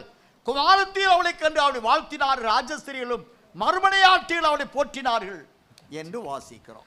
And Solomon said, my dove, my perfect one is the only one, the only one of her mother. The mother mentions about she is the only daughter of her creator, and all the daughters are praising her, blessed her. So she is blessed and praised by many people and saints of the Lord. இந்த பாட்டி புஸ்தகம் 4ஆம் அதிகாரம் 12ஆம் வசனத்தில், என் சகோதரியே, என் மணவாளியே, நீ அடைக்கப்பட்ட தோட்டமும் அறிகொட்டப்பட்ட நீரூட்டும் முத்திரிக்கப்பட்ட கிணறுமாய் இருக்கிறாய் என்று தன்னால் தனக்கு 1140 மனைவிகள் மறுமனையாட்டில் இருந்தாலும் கூட அவருடைய நேசத்துக்கு உரியவள் ஒரே ஒருத்தி சூலமித்தியாள். Chapter 4 verse 12 says, a garden, you are like a garden enclosed is my sister, my spouse, a spring shut up, a fountain sealed. He had many women in his life, but his closest heart is with only one woman. She is the bride, she is the Shunammite. அப்படி என்றால் இந்த ஆவிக்குரிய மண்டலத்திலே எத்தனையோ பர்வதங்கள் என்ற மலைகள், கண்மலை வெடிப்புகளில் மறைந்து கொண்ட நீதிமான்கள், சத்தியவான்கள், பரிசுத்தவான்களாய் தேவாதி தேவனை ஆராதித்தாலும் அவரால் நேசிக்கப்படுகிறவள் ஒருத்தியே. அவள் தன்னை உண்டாக்கினவருக்கு, தன் தகப்பனுக்கும் தாய்க்கும் ஒருத்தியே என்று அறிவிக்கப்படுகிறது. It is pronounced clearly that in this world, in this earth, there are different congregation, there are different many group of assembly, people groups gathered together to worship the Lord. Even then, that is the Lord's closest heart, the closest love is with only one assembly of the saints, the congregation of the saints, that is called the bride of the Lord Jesus Christ. அருமையான கர்த்தருடைய பிள்ளைகளே, பரிசுத்தவான்களே, உன்னத பாட்டு 6:9 படியாய் அந்த உத்தமி என்றும் ஒரே பிள்ளை என்றும் தன்னை சிருஷ்டித்து தன்னை பெற்றவளுக்கு அருமையானவள் என்றும் மற்றவர்கள் எல்லாரும் அவளை கண்டு வாழ்த்துகிறார்கள். ராஜஸ்திரிகள், மறுமனையாட்டிகள், ராஜஸ்திரில மனைவிகள், மறுமனையாட்டிகள் எல்லாரும் அவளை போற்றுகிறார்களே தவிர அவருக்கு மனைவியாக முடியாது, மனவாட்டியாக முடியாது. Only the Shunammite can become the wife of the king or the bridegroom. The other women who were in the palace, they were queens and the concubines. They were not holding the seat or the capacity or to become the wife of the bridegroom. They can praise the bridegroom, bride, or they can bless the bride. That itself they can enjoy. But this Shunammite can enjoy the blessing to become the bride of the bridegroom. ஆனவுடையினாலே அருமையான கர்த்தருடைய பிள்ளைகளே, வேதத்திலே நாம் அவர் வாசம் பண்ணுகிற வாசஸ்தலமாக என்று வேதாகமத்தில் பல இடங்களிலே எசேக்கியேல் 16ஆம் அதிகாரம் 13 முதல் நான் வாசிக்கிற வேத பகுதியிலும், சங்கீதம் 45ஆம் சங்கீதம் 13ஆம் வசனத்திலிருந்து வாசிக்கிற வேத பகுதியிலும், இப்படி பல இடங்களிலே எஸ்தரினுடைய வாழ்க்கையிலே கன்னிமாடத்தில் எத்தனையோ கன்னிகைகள் அகாசுர மன்னனுக்கு மனைவியாக ஆயத்தமானாலும் அவனுடைய அகாசுரனுடைய கண்களிலே எஸ்தர் ராஜாத்தி ஒருத்திக்குத்தான் தயவு கிடைத்து ராஜஸ்திரி ஆனாள். Here we can find many scripture passages in book of Ezekiel chapter 16:13 onwards, in book of Psalm 45 verse 13 onwards. Even when we look at the life of Esther, Queen Esther in the palace of King Ahasuerus, many women were gathered together, but only Esther got the favor in the eyes of the king. Such a way, in the eyes of the heavenly king, only one bride can have the favor to become the bride. இவளை சிருஷ்டித்த தாயாய அன்பு பிதாவாய இயேசு ராஜாவுக்கு இவள் ஒருத்தி தான் பிரியமானவள், நேசத்துக்குரியவள். ஏன் என்று இந்த ராஜ்யத்தின் சுவிசேஷம் அறிவிக்கிறது என்றால், இவள் தன் தாயை போன்றவள், தன்னை சந்திக்க வரப்போற இயேசுவை போன்றவள். அவருடைய அச்சடையாளங்களை கலாத்திய நிருபத்திலே நாம் 6ஆம் அதிகாரம் வாசிக்கிற பொழுது, நான் கிறிஸ்து இயேசுவின் அச்சடையாளங்களின் சரீரத்தில் தரித்து கொண்டிருக்கிறேனே என்று நாம் வாசிக்கிறோம். Book of Galatians chapter 6, we find this bride was favored in the eyes of the king. What was the reason behind it? This daughter was favorite to her mother. The mother reflects the loving, beloved Lord Jesus Christ. This church, this bride is resembling the character of her mother. So the church of the Lord have to be reflect the nature and character of our beloved Lord Jesus Christ. மணவாட்டி தன்னை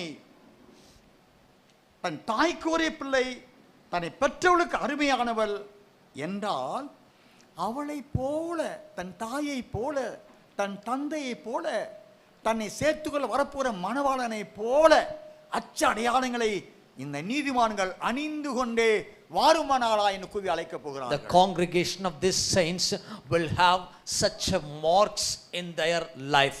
Apostle Paul says, I bore the marks of Christ upon me. So the marks of Christ denotes the marks of the Father, the marks, the symbols of the Lord Jesus Christ. The symbols of the beloved bridegroom have been resembled the same way in the bride, the church itself. The group of the righteous saints also will have the same marks and symbols in her body, so that there will be no difference between the bridegroom and the bride with the Lord Jesus and to the church. All will be same, looking similarly together, then they will be united together. வேதத்தில் வெளிப்படுத்தல் 21ஆம் அதிகாரம் 2, 3, 4 வசனங்களை வாசிக்கலாம். தயவுசெய்து சீக்கிரம் வாசிக்கலாம். Book of Revelation chapter 21, 2 and 3 and 4th verses. யோவானாகிய நான் புதிய எருசலேமாகிய பரிசுத்த நகரத்தை தேவனிடத்திலிருந்து பரலோகத்தை விட்டு இறங்கி வர கண்டேன். அது தன் புருஷனுக்காக அலங்கரிக்கப்பட்ட மணவாட்டியைப் போல ஆயத்தமாக்கப்பட்டிருந்தது. அது தன் புருஷனுக்காக அலங்கரிக்கப்பட்ட மணவாட்டியை போல ஆயத்தமாக்கப்பட்ட, தன்னை உண்டாக்கினவர், தன்னை சிருஷ்டித்தவர், தன்னை சேர்த்துக்கொள்ள. மத்தேயு 16ஆம் அதிகாரம் 27ஆம் வசனத்தின்படி, மனுஷகுமாரன் பிதாவின் மகிமை பொருந்தினவராய் வருகிறார் என்ற சத்திய வசனத்தின்படி பிதாவின் சாயல், 2 கொரிந்தியர் 3:18 ஆவியாயிருக்கிற கர்த்தருடைய சாயல், பிதாவுடைய மகிமையின் சாயல், குமாரனுடைய மனதுருக்கத்தின் சாயல், இவைகளை அணிந்து கொண்டு தன் மணவாளனுக்கு ஏற்ற, தன் புருஷனுக்கு ஏற்ற அழகை இவள் அணிந்து கொண்டாள். ஆகினால் இவளே என் மகள், என் மணவாட்டி, என் நீதிமான்கள், என் ராஜ்யம் என்று தேவன் ஏற்றுக்கொள்கிறார். Chapter 21, 2 verse of Revelation says, Then I, John, saw the holy city, New Jerusalem, coming down of heaven from God, prepared as a bride adorned for her husband. the Lord Jesus says that I will be having a dwelling place which I like the most. This bride, the church, the gospel, the group of saints, the congregation of the righteous people are called to have the likeness of the glorious Father, the image of the resurrected Christ, the image of the glory of the Father, the image of the compassion of Jesus. Will the same, the bride also will have the same image in her life, so that they will have the unity together. அருமையான நீதிமான்களே, ஆவிக்குரிய மண்டலமே, Esther ராஜாத்தியானவள்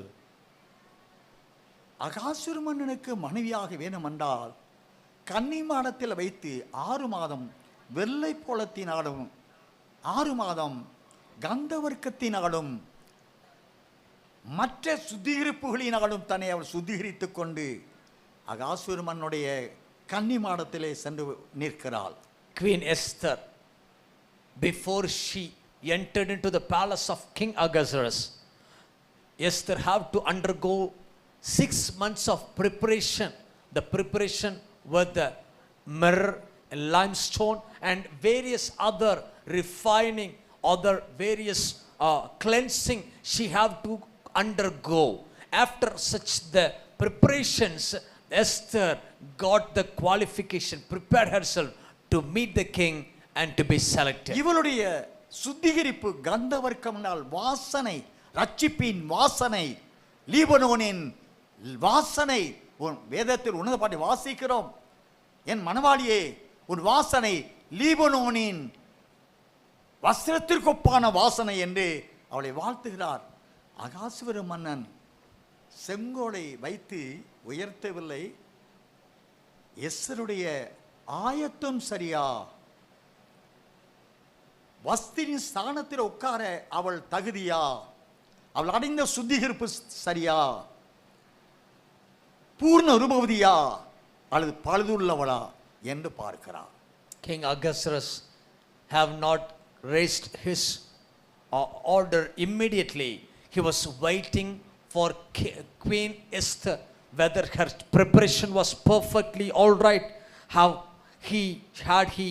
she went through the proper preparation. He was waiting and examining her preparation. Either she is fitting to sit in the throne of Queen Esther, Queen Vashti. Is she qualified to become the next queen?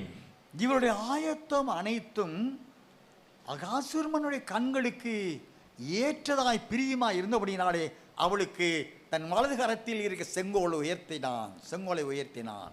All this preparation in the life of Esther satisfied the king, so that the king gave the order, so that the அகாசுர்மனுடைய கண்களில் எஸ்தருக்கு தயவு கிடைத்தது. The Queen Esther got the favor in the eyes of the king. அப்படி என்றாலும் அவர் வரும்போது அவருக்கு ஏற்ற சுத்திகரிக்கப்பட்ட பரிசுத்தமடைந்த நீதிமான்களான அவருடைய சாயல், ரூபம், அவருக்குள்ளாக ஒன்றரை கலந்து கொண்ட ஆதிக்குறி உன்னத நேசத்தின் ஐக்கியப்பட்ட வாழ்க்கை, இவள் அனைத்தையும் நேசர் உற்று பார்க்க போகிறார். So the Lord Jesus is going to give close attention when the church of the Lord Jesus goes to all this preparation properly, whether the later day, last day church goes to the perfect preparation within her. ஏனென்றால் எபேசியர் 1ஆம் அதிகாரம் 13-14 வசனங்களிலே நீங்களும் சத்திய வசனத்தை கேட்டு விசுவாசிகளான போது வாக்குத்தத்தம் பண்ணப்பட்ட பரிசுத்த ஆவியால் அவருக்குள் முத்திரை அபிஷேகிக்கப்பட்டீர்களே. ஏனென்றால் அவருக்கு சொந்தமானவர்கள் அவருடைய மகிமைக்கு ஒப்பாக இவர்கள் மீட்கப்படும் நாளுக்கென்று முத்திரையாக பெற்ற பரிசுத்த ஆவியானவர் என்று எபேஸ் 4:30 வாசித்திருக்கிறோம் அல்லவா. அந்த முத்திரை போடப்பட்ட உங்களை அபிஷேகித்த பரிசுத்த ஆவியானவர் நீங்கள் மீட்கப்படுவதற்கென்று உங்களுக்கு அது அச்சும் ஆர்வமாக இருக்கிறார் என்று எபேசியர் 1ஆம் அதிகாரம் 14ஆம் வசனத்தில் வாசிக்க தயவு செய்து வாசிக்கலாம். Ephesians 1:14. 13 and 14. அவருக்கு சொந்தமானவர்கள் அவருடைய மகிமைக்கு புகழ்ச்சியாக மீட்கப்படுவார்கள் என்பதற்கு ஆவியானவர் நம்முடைய சுதந்திரத்தின் அச்சாரமாய் இருக்கிறார். ஆவியானவர் நாம் மீட்கப்படுவதற்கு நம்மை ஆயத்தப்படுத்துகிறவர் பரிசுத்த ஆவியாகிய தேவன். எப்படி ஆயத்தப்படுத்துகிறார்? ஆவியானுடைய மகிமையினாலே நம்மை ஆட்கொண்டு, நம்மை மகிமையின் ஆவியானவரை முற்றிலுமாக ஆட்கொண்டு, நீங்க 2 கொரிந்தியர் 3:12 வாசிக்கிற பொழுது, கர்த்தருடைய மகிமை கண்ணாடி காணுவதை கண்டு ஆவியாயிருக்கிற கர்த்தர் அந்த சாயலாகத்தாமே. யாருடைய சாயல்? பரிசுத்த ஆவியாயிருக்கிற அந்த சாயலாகத்தாமே நாம் மகிமையின் மேல் மறுமடைவோம். ஆவியாயிருக்கிற கர்த்தருடைய சாயலை அணிந்து கொள்ளாவிட்டால் மகிமை அடைய முடியாது, மறுமடைய முடியாது. நாம் பாடுகிற பாடலோடு இங்கே பூமியில இழுத்துக்கொண்டு நம்முடைய நிலை போகக்கூடிய பாதை வேறாக போய்விடும். 2 Corinthians chapter 3:18 also. We need to have the clothed with the image of the glorious Holy Spirit. We have been sealed with the Holy Spirit. The anointing of the Lord will make us prepare to meet our Lord Jesus. That anointing itself is the seal for us. ஏனென்றால் வெளிப்படுத்தின விசேஷம் 19ஆம் அதிகாரம் 7, 8, 9 வசனங்களை நான் வாசிக்கிற பொழுது, நாம் சந்தோஷப்பட்டு கலியுற கடவோம். ஆட்டுக்குட்டியானுடைய கல்யாணம் வந்தது. அவருடைய மனைவி தன்னை ஆயத்தம் பண்ணினாள். சுத்தமும் பிரகாசமுமான மெல்லி வஸ்திரம் அவளுக்கு கொடுக்கப்பட்டது. அது பரிசுத்தவானுடைய நீதிகளே. ஆட்டுக்குட்டியானுடைய கல்யாணத்துக்கு அழைக்கப்பட்டவர்கள் பரிசுத்தவான்கள், பாக்கியவான்கள் என்று எழுத்தின்படியான சத்தியம் கர்த்தருடைய பரிசுத்தவான்களே. இது Revelation chapter 19:7-9 says, let us be glad and rejoice and give him glory, for the marriage of the Lamb has come, and his wife has made herself ready, and to her it was granted to be arrayed in fine linen, clean and bright, for the fine linen is the righteous acts of the saints. Then he said to me, write, blessed are those who are called to the marriage supper of the Lamb. And he said to me, these are the true sayings of God. அவருடைய கல்யாணத்தில் நாம் சென்றடைந்து அவருடைய போஜனத்தை நாம் அவரோடு சேர்ந்து ஒரே மேஜையில் புசிக்க வேண்டும் என்றால் அவர் கொடுக்கிற கல்யாண வஸ்திரத்தை நாம் தரித்தே ஆக வேண்டும். For we to get into the wedding of the Lamb of the Lord and to have the feast together, we must wear the garments given by our Lord Jesus Christ. அந்த கல்யாண வஸ்திரம் அணியாதவர்கள் அங்கே சென்றால், நீ எப்படி இங்கே கல்யாணத்திற்குள் வந்து அமர்ந்தாய், கல்யாண வஸ்திரம் எங்கே என்று இவனுடைய கைகளையும் கால்களையும் கட்டி தகுதியற்ற அவனை புறமனைகளிலே போடுங்கள் என்று காவலாளி கட்டளையிடப் போகிறார். If a person don't have the wedding garments, the man of the wedding will catch him and throw him out of the wedding hall. How could you able to enter to this wedding hall without the garment of the wedding? அப்படி என்றால் அருமை இரட்சகருடைய ரகசிய வருகையில் அல்லது ஆட்டுக்குட்டியானுடைய கல்யாணத்தில் நாம் பங்கு பெற வேண்டும் என்றால் அவருடைய ராஜ்யமாகிய மனவாட்டியில் நான் வெளிப்படை 21ஆம் அதிகாரத்தில் பேரை எழுதி வைத்திருக்கிறார். ஏறக்குறைய 2000 வருஷத்துக்கு முன்பாக பரிசுத்த புதிய எருசலேம் நகரம் பரலோகத்திலிருந்து சீயோனிலிருந்து புறப்பட்டு பரலோகத்தை விட்டு இறங்கியவரை கண்டேன் என்று சொல்லுகிறார். Yeah, we find here in the book of Revelation chapter 19 and 21 also, I could able to see the holy, the prepared kingdom of God have been descending from heaven. பரலோகத்திலிருந்து இறங்கி வருகிற வேளையிலே திவ்யவாசனை யோவான் கண்டு அது தன் புருஷனுக்காக அலங்கரிக்கப்பட்டது மட்டுமல்ல, வெளிப்படுத்தல் 21ஆம் அதிகாரம் 9-10 வசனங்களின்படி 7 கலசங்கள் 7 தேவகோபக்காச ஊற்றின தூதர்களில் ஒருவன், இங்கே வா, ஆட்டுக்குட்டியான மனைவியாய மனவாட்டி உனக்கு காண்பிக்கிறேன் சொன்னவர் அதற்கு முன்பாக சொல்லுகிறார், தேவ மகிமை அடைந்த ஆட்டுக்குட்டியான மனைவியாய மனவாட்டி உனக்கு காண்பிக்கிறேன் என்று திவ்ய வாசகனை யோவானை காபிரியல் தூதன் அழைக்கிறார். Then one of the 7 angels who had the 7 bowls filled with the 7 last plagues came to me and talked with me, saying, "Come, I will show you the bride, the Lamb's wife." And he carried me away in the spirit to a great and high mountain, and showed me that great city, the holy Jerusalem, descending out of heaven from God. தேவ மகிமையடைந்த ஆட்டுக்குட்டியார் மனைவியாய மணவாட்டியாக தேவனுடைய மகிமையை அணிந்து கொண்டவரே தேவனுடைய மணவாட்டி. And the angel Gabriel called Apostle John the glorified bride of the Lord Jesus Christ.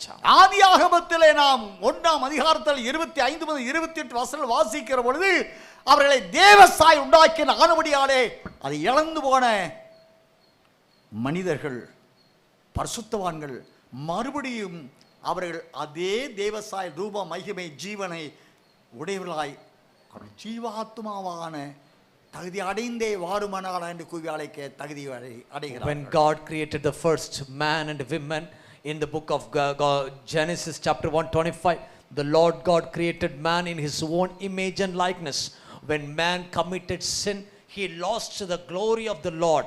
The Lord Jesus once again regained the same glory to this church of the last days, so that she can attain the same glory and meet the Lord Jesus. மத்தேயு 24:14 வசனத்தில் ராஜ்யத்தின் இந்த சுவிசேஷம் பூமியில சகல ஜாதிகளுக்கு பிரசங்கிக்கப்படும் அப்படி முடிவரும் ஏன் சொன்னார் என்றால், இந்த ராஜ்யமாகிய மணவாள் சந்தைக்கு ஆயத்தமாய் கொண்டிருக்கிற பரிசுத்த புதிய எருசலேம் மணவாட்டி என்ற அந்த நாமத்தை உடைய அந்த கூட்டம், அந்த ஐக்கியம், அந்த நீதிமான்கள், அந்த ராஜரீக ஆசாரிய கூட்டம், தேவனுடைய புண்ணியங்களை உலகத்திற்கு அறிவிக்கிற பரிசுத்தவான்கள் இருக்கிறார்களே, அவர்கள் அணிந்து கொள்ளும்படியாய் மணவாளன் வைத்திருக்கிற அவருடைய கல்யாண வஸ்திரத்தை கொடுத்து அதை வாங்கி அணிந்து கொண்டவர்களுடைய சத்தியம்தான், அணிந்து கொள்வதற்குரிய சத்தியம்தான் ராஜ்யத்தின் சுவிசேஷம் என்று அறிவிக்கப்படுகிறது.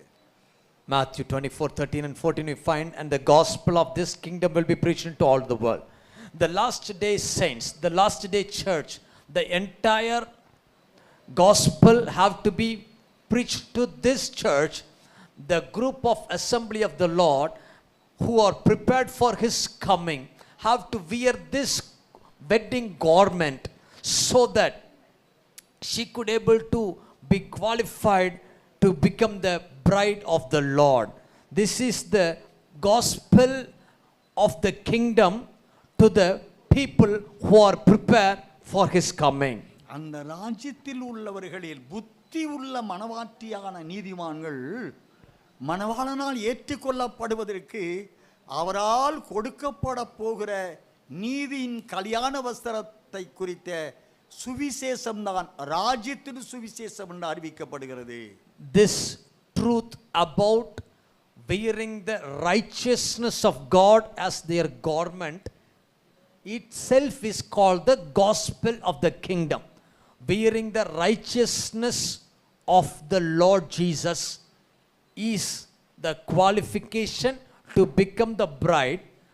Preaching of this good news is called the gospel of the kingdom of இந்த God. ராஜ்யத்தில் உள்ளவர்களை புத்தி உள்ள கன்னிகைகளாய் மணவாட்டியான தகுதி அடைய வைக்க அவற்றிலிருந்து போதிக்கப்படுகிற சுவிசேஷமே ராஜ்யத்தின் சுவிசேஷம். அதை ஏற்றுக்கொண்டு கை கொண்டு வாழ்கிறவர்கள் பாக்கியவான் என்ற முடிவான ரட்சிப்புக்குரிய நீதிமான்களாக ஏற்றுக்கொள்ளப்பட போகிறார். Out of many truths preached today together in the churches, the gospel of this kingdom of preparing the bride to the kingdom of heaven, wearing the holy righteousness cleansed wearing of the saints is called the perfect true gospel of the kingdom.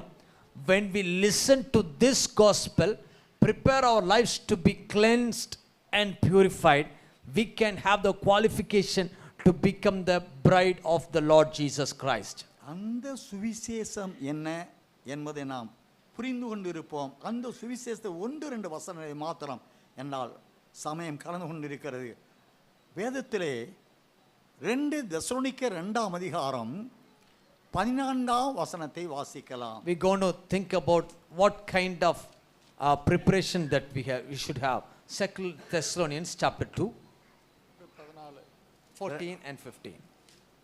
நீங்கள் நம்முடைய கர்த்தராகிய இயேசு கிறிஸ்துவின் மகிமையை அடையும் பொருட்டாக எங்கள் சுவிசேஷத்தினாலே அந்த ரட்சிப்புக்கு அவர் உங்களை அழைத்தார்.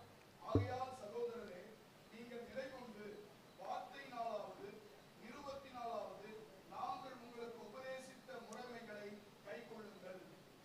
அருமையான கர்த்தருடைய பிள்ளைகளே, அப்போஸ்தலன் பவுல் சொல்கிறார், நீங்கள் நம்முடைய கர்த்தராகிய இயேசு கிறிஸ்துவின் மகிமையை அடையும் பொருட்டாக எங்கள் சுவிசேஷத்தினாலே அந்த ரட்சிப்புக்கு அவர் உங்களை அழைத்தார் என்று அறிவிக்கப்படுகிறது. Apostle Paul says to Thessalonian church, to which he called you by our gospel, for the obtaining of the glory of our Lord Jesus Christ. அப்படி என்றால் அந்த ராஜ்யத்தில் உள்ளவர்கள் இயேசு கிறிஸ்துவின் மகிமை என்ற கல்யாண வஸ்திரத்தை தரித்து கொள்ள வேண்டுமென்றால் அதற்குரிய சுவிசேஷமே அப்போஸ்தலரை கொண்டு மட்டுமல்ல பழைய ஏற்பாட்டு காலத்திலும் அறிவிக்கப்பட சத்தியமாயிருக்கிறது. For a person, for a church to receive the glory of the Lord as their wedding garment, the church needs to listen to the gospel of the apostles. Not only through the apostles, this gospel have been preached from the Old Testament.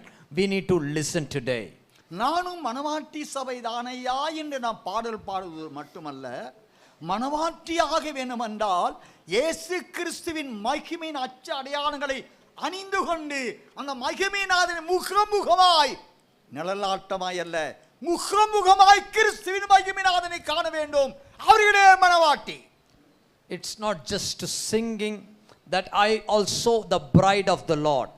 A bride of the Lord have to prepare herself not to look at the face of the Lord as looking at the mirror, but looking into the glory of the Lord face to face is called the real bride of the Lord.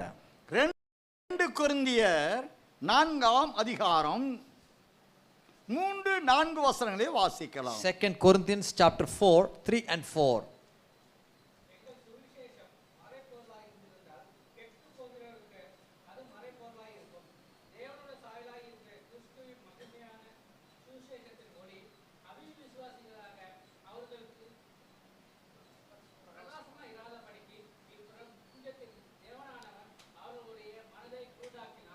அப்போஸ்தலரை கொண்டு ஆதி முதல் கொண்டு தேவனால் தேவாவியான பிரசங்கிக்கப்பட்ட ராஜ்யத்தின் சுவிசேஷமாவது தேவனுடைய சாயலாய் இருக்கிற கிறிஸ்துவின் மகிமையான சுவிசேஷம். தேவனுடைய சாயலை நாம் அணிந்து கொள்ள வேண்டும் என்றால் அதற்கு கண்கூடாக நம் மத்தியிலே வாழ்ந்து கொண்டிருக்கிறவர், நம்மோடு உறவாடி கொண்டிருக்கிறவர், அவருடைய சாயலை நாம் அணிந்து கொள்ள வேண்டும். தேவ சாயலை அணிந்து கொள்ள வேண்டும். பாடினால் போதாது, தேவ சாயலாக மாறி தேவனோடு இருப்பேன். நல்லதே, தகுதியோடு பாட வேண்டும். What is the gospel of the kingdom? The gospel of the kingdom is the glory of God. Where can we have the glory of God? The glory of God can only be given through the image of the Lord Jesus Christ. Here the scripture says teachings of the apostles and the Old Testament saints have been mentioned about the preparation of the saints. So we need to have such a holy life, just not singing about I will also enjoy the heavenly glory, but we should live a qualified life. 1 தீமோத்தேயுவின் புஸ்தகம் 1ஆம் அதிகாரம் 11-12 வசனங்களை வாசிக்கலாம். 1 Timothy chapter 1, 11 and 12. Nityananda தேவனுடைய மகிமையான சுவிசேஷத்தின்படி எனக்கு ஒப்புவிக்கப்பட்டிருக்கிற ஆரோக்கியமான உபதேசத்திற்கு எதிரடையாயிருக்கிற மற்றெந்த செய்கைக்கும் விரோதமாய் விதிக்கப்பட்டிருக்கிறது. என்னை பலப்படுத்துகிற நம்முடைய கர்த்தராகிய இயேசு கிறிஸ்து என்னை உண்மை உள்ளவன் எண்ணி இந்த ஊழியத்திற்கு ஏற்படுத்தினபடியால் அவரை ஸ்தோத்திரிக்கிறேன். அவரை ஸ்தோத்திரிக்கிறேன். சுவிசேஷத்தின்படி இந்த ராஜ்யத்திலிருந்து வெளிப்படும் சுவிசேஷமாவது யாது? முடிவான ரட்சிப்பை அணிந்து கொண்டு ஒரு நிமிஷத்தில் ஒரு இமைப்பொழுது நாம் எல்லாரும் மறுரூபம் ஆக்கப்படுவோம். ரகசியத்தை சொல்லுகிறேன், நாம் நித்திரை அடைவது இல்லை. 1 கொரிந்தியர் 15ஆம் அதிகாரம் 51, 52 வசனங்களிலே இதோ ரகசியத்தை சொல்லுகிறேன், நாம் நித்திரை அடைவது இல்லை. அப்படின்னா என்னங்க அர்த்தம்? இந்த நீதிமான்கள் புத்தியில் 5 கன்னிகைகள் தேவ சாயல் அணிந்து கொண்ட கிறிஸ்து இயேசுவின் மகிமையினாலே ஆட்டுக்குட்டியான கல்யாண வஸ்திரமாய் அந்த வஸ்திரத்தை அணிந்து கொண்டவர்கள், சுத்தமும் பிரகாசமான மெல்லிய வஸ்திரத்தை அணிந்து கொண்டவர்கள், மரணம் இல்லை. கர்த்தருடைய பரிசுத்தவான்களே, the glorious gospel of the Lord is getting preached into the kingdom of God, heaven. So the holy life of the saints is called the qualification of the kingdom of God. So all the people who are prepared for his coming, they will have this glory as their garment. இந்த ராஜ்யத்திலிருந்து பிரசங்கிக்கப்படுகிற சுவிசேஷமாவது தேவனுடைய மகிமை அணிந்து கொண்ட மனவாட்டியானவள் நித்திய ஆனந்தத்தின் அதிபதியாய நேசரோடு அவர்கள் என்றைக்கு வாழ்வுகளாய் இருப்பார்கள். By obeying this gospel, receiving the glory of the Lord, the church will enjoy eternity with the Lord forever and ever. அந்த சுவிசேஷத்திற்கு ஊழியக்காரனானேன் என்று அப்போஸ்தலன் பவுல் சந்தோஷப்பட்டு எழுதுகிறார். Apostle Paul is rejoicing in the Lord. Oh, I am happy to be privileged to preach this gospel as a minister of this gospel. 2 கொரிந்தியர் 1ஆம் அதிகாரம் 10ஆம் வசனத்தை வாசிக்கலாம். 2 Corinthians chapter 1 verse 10. அப்படிப்பட்ட மரணத்தினின்றும் அவர் எங்களை தப்புவித்தார், இப்பொழுதும் தப்புவிக்கிறார், இன்னும் தப்புவிப்பார் என்று அவரை நம்பி இருக்கிறோம். 2 தீமோத்தேயுவின் புஸ்தகம் Book of 2 Timothy 1ஆம் அதிகாரம் 10ஆம் வசனம். chapter 1 verse 10. நம்முடைய இரட்சகராகிய இயேசு கிறிஸ்து பிரசன்னமானதினாலே அந்த கிருபை இப்பொழுது வெளிப்படுத்தப்பட்டது. அவர் மரணத்தை பரிகரித்து ஜீவனையும் அழியாமையும் சுவிசேஷத்தினாலே வெளியரங்கமாக்கினார். நம்முடைய இரட்சகராய் இயேசு கிறிஸ்து பிரசன்னமானதினாலே, அன்று நம்முடைய இரட்சகராக வந்ததினாலே அந்த கிருபை இப்பொழுது வெளிப்படுத்தப்பட்டது. அவர் மரணத்தை பரிகரித்து,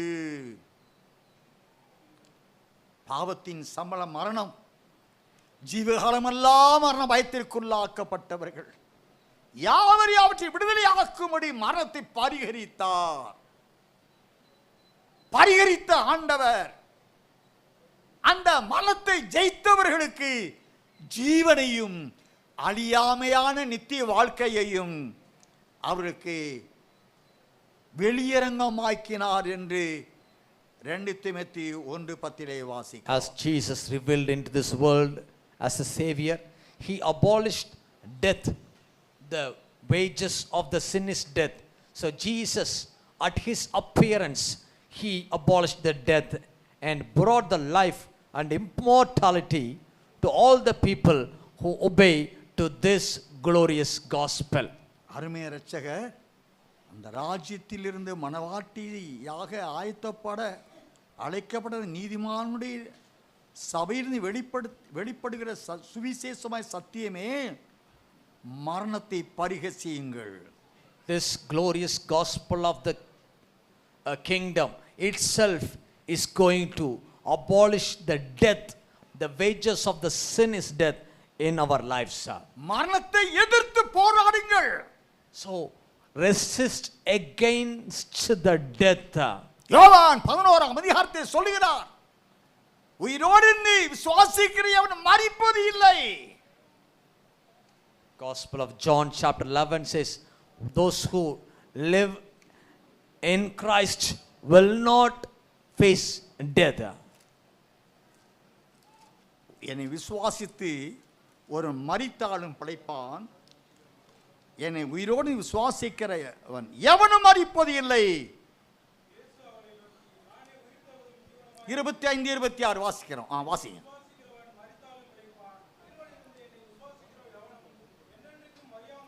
என்னைக்கும் மறிக்க மாட்டான். அதைத்தான் அப்போஸ்தலனாகிய பவுலுக்கு ஆவியானவர் 1 கொரிந்தியர் 15:51 நான் நித்திரை அடைவது இல்லை.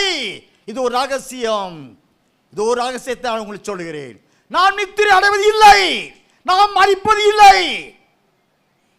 என்னை விசுவாசிக்கிற அந்த 5 புத்தியுள்ள நீதிமான்களை மனவாட்டி இருக்கிறாளே, கிறிஸ்துவின் மகிமையான சாயல் அணிந்து கொண்டவர், தேவனுடைய மகிமை சாயல் அணிந்து கொண்டவர், மரணத்தை பரிகசித்தவர், ஜீவனையும் அழியாமை தரித்துக் கொள்வார்கள். அதுதான் நித்திய ஜீவன். Jesus said to her, I am the resurrection and the life. He who believes in me, though he may die, he shall live. Apostle Paul says, I tell you a mystery. We are not going to die anymore. Even if we have the life of Christ within us, the life of Christ will abolish death in our lives. Our physical mortal bodies will receive the life of Christ and immortality. We will have an everlasting life, the Lord says to us. 1 கொரிந்தியர் 5 1 Corinthians chapter 5. ஹல்லேலூயா. 1 கொரிந்தியர்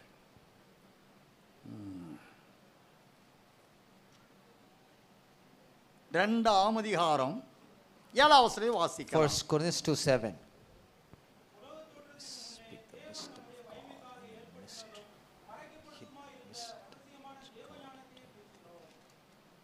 உலக தோற்றத்திற்கு முன்னே தேவன் நம்முடைய மகிமைக்காக ஏற்படுத்தினதும் மறைக்கப்பட்டதுமாகின்ற ரகசியவான் தேவ ஞானத்தையே பேசுகிறோம் என்று ஆவியானவர் எழுதி வைத்திருக்கிறார். The Holy Spirit have written in Scripture, but we speak the wisdom of God in a mystery, the hidden wisdom which God ordained before the ages for our glory. 1 கொரிந்தியர் ஹல்லேலூயா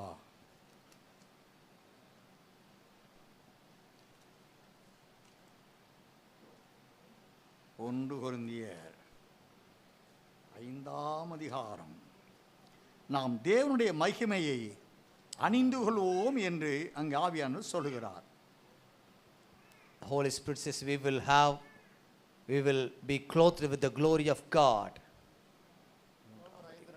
ரோமர் 5:2 அவர் மூலமாய் நாம் இந்த கிருபையில் பிரவேசிக்கும் ஸ்லாக்கியத்தை விசுவாசத்தினாலே பெற்று நிலை கொண்டிருந்து தேவ மகிமை அடைவோம் என்கிற நம்பிக்கையினாலே மேன்மை பாராட்டுகிறோம். Through whom also we have access by faith into his grace, in which we stand and rejoice in the hope of the glory of God. ரோமருக்கு எழுதிய நிருபம் 8 18 வாசிப்போம். Romans 8 and verse 18. ஆதலால் இக்காலத்து பாடுகள் இனி நம்மிடத்தில் வெளிப்படும் மகிமைக்கு ஒப்பிடத்தக்கவைகள் அல்லவென்று எண்ணுகிறேன். இக்காலத்து பாடுகள் இனி நம்மிடத்தில் வெளிப்படும் மகிமைக்கு ஒப்பிடத்தக்கவைகள் அல்லவென்று எண்ணுகிறேன். ரோமர் 8 23-24 வாசிக்கலாம். 23 and 24. அதுவுமல்லாமல் ஆவின் முதற் பலன்களை பெற்று நாம் கூட நம்முடைய சரீர மீட்பாகிய புத்திர சுவிகாரம் வருவதற்கு காத்திருந்து நமக்குள்ளே தவிக்கிறோம். அந்த நம்பிக்கையினாலே நாம் ரட்சிக்கப்பட்டிருக்கிறோம். காணப்படுகிறதை நம்புகிறது நம்பிக்கை அல்ல, ஒருவன் தான் காண்கிறதை நம்ப வேண்டுவது என்ன? நாம் காணாததை நம்பினோமாகில் அது வருகிறதற்கு பொறுமையோடே காத்திருப்போம். 30 எவர்களை முன்குறித்தாரோ அவர்களை அழைத்தும் இருக்கிறார், எவர்களை அழைத்தாரோ அவர்களை நீதிமான்கள் ஆக்கியும் இருக்கிறார், எவர்களை நீதிமான்கள் ஆக்கினாரோ அவர்களை மகிமைப்படுத்தியும் இருக்கிறார். எவர்களை முன்குறித்தாரோ அழைத்தும் இருக்கிறார், அழைத்தவர்களை நீதிமான்கள் ஆக்கி இருக்கிறார், நீதிமான்களையோ மகிமைப்படுத்தியும் இருக்கிறார். Moreover, whom he predestined, these he also called. Whom he called, these he also justified. And whom he justified, these he also glorified. அருமையான கர்த்தருடைய நீதிமான்களை ஆவிக்குரிய மண்டலமே, ஒன்றை சரியாக நாம் புரிந்து கொள்ள வேண்டும். அருமை இரட்சகர் இந்த வேதத்தில் 8532 வசனங்களில் உள்ள 318 தீர்க்க தரிசனங்களில் முத்தாய்ப்பாய் கொடுத்த சத்தியம். அப்போஸ்தலர் 1 10-11 வசனங்களிலே ஒரு மேகம் அவர் எடுத்துக்கொண்டது. மேகம் என்றால் மகிமை. ஒரு மேகம் அவர் எடுத்துக்கொண்டது. 11 வசனத்திலே 11 என்றால் என்னங்க? மணவாட்டி. 11 வசனம் என்றால் மணவாளன். மணவாளன் மணவாட்டியிடம் சொல்லுகிறார், ஒரு மேகத்தின் மேல் மகிமையில் அவர் எடுத்துக்கொள்ளப்பட்டு கொண்டிருக்கும் வேளையிலே 2 தூதர்கள், கலிலேயரே, உங்கள் கண்கள் காணும்படி வானத்துக்கு எழுந்தில் போன கிறிஸ்துவானவர் மறுபடியும் அதே மேகத்தின் வழியாய் வருவார். அப்படின்னா என்னங்க அர்த்தம்? Here we find the holy people of God, saints of the Lord. We find the Lord Jesus have given the command to the disciples, the 11 disciples. When Jesus was taken up into heaven, a cloud taken him up to heaven. The cloud refers to the glory of God. The apostle Jesus himself is the bridegroom. He gave the commandment to the 11 disciples.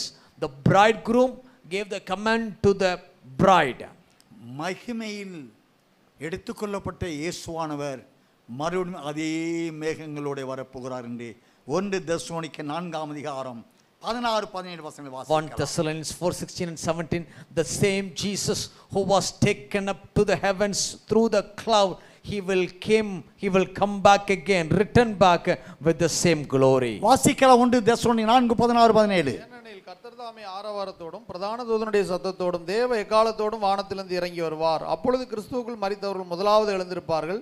பின்பு உயிரோடு இருக்கும் நாமும் கர்த்தருக்கு எதிர்கொண்டு போக மேகங்கள் மேல் அவர்களோட கூட ஆகாயத்தில் எடுத்துக்கொள்ளப்பட்டு கர்த்தர் தாமே ஆரவாரத்தோடும் பிரதான தூதனுடைய சத்தத்தோடும் தேவ எக்காலத்தோடு வானத்திலிருந்து இறங்கி வருவார், திரும்ப வருவார். அப்பொழுது கிறிஸ்துவுக்குள் மரித்த முதலாவது எழுந்திருப்பார். அதான் முதலாவது உயிர்த்தெழுதல். முதலாவது உயிர்த்தெழுதல் பங்குள்ளவன் பரிசுத்தவானும் பாக்கியவானும் என்று எழுத்தின்படியா சத்தியம். வேதத்தில் உள்ள 66 புஸ்தகங்களில் உள்ள 31,392 வசனம் பொய் அல்ல. It's not. These are not imagination of God. It is given, every one of God is given us order. It's command. All the scriptures given in this holy Bible is not lie, it's not fake, it's the truth of the ultimate truth of the Lord.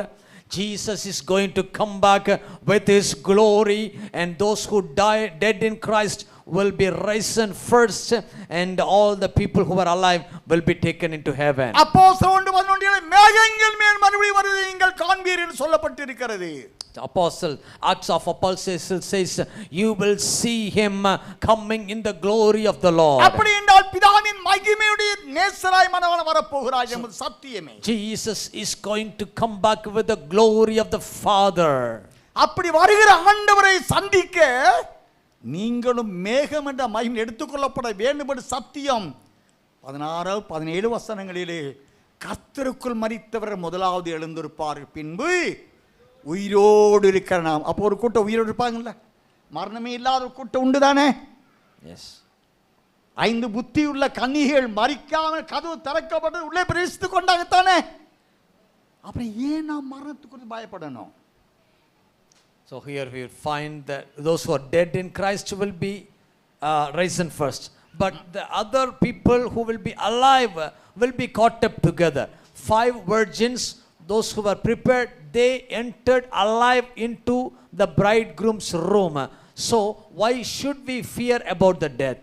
அருமையான கர்த்தரே, பரிசுத்தவான் நீதிமான்களே, Dear people of God, saints of the Lord, பின்பு உயிரோடு இருக்கிறதான நாமும் கர்த்தருக்கு எதிர்கொண்டு போக புறப்பட்டு மேகங்கள் மேல் எடுத்துக்கொள்ளப்படுவோம். Then all மகிமையின் மேல் எடுத்துக்கொள்ளப்படுவோம். those who were alive and remain shall be caught up together with him, them in the clouds to meet the Lord in the air. The cloud refers to the glory of the Lord. As Jesus went through the cloud, the glory, the church also will be caught up through the cloud, which is the glory of God. அப்படி உயிரோடு கர்த்தருடைய மகிமையின் சாயல் ரூபம் ஜீவனை உடைய ஜீவ ஆத்மாவான மனவாட்டியானவள் மகிமையில் எடுத்துக்கொள்ளப்பட்ட அது முதற்கொண்டு நாம் அதே அதிகாரத்தில் வாசிக்கிறோம். இது முதற்கொண்டு எப்படி கர்த்தருடனே கூட இருப்போம் ஆகிய அந்த வார்த்தையால் ஒருவர் தேற்றுங்கள். வாசிங்க. Therefore comfort one another with these words. 1 தெசலோனிக்கர் 4:17 வாசிங்க.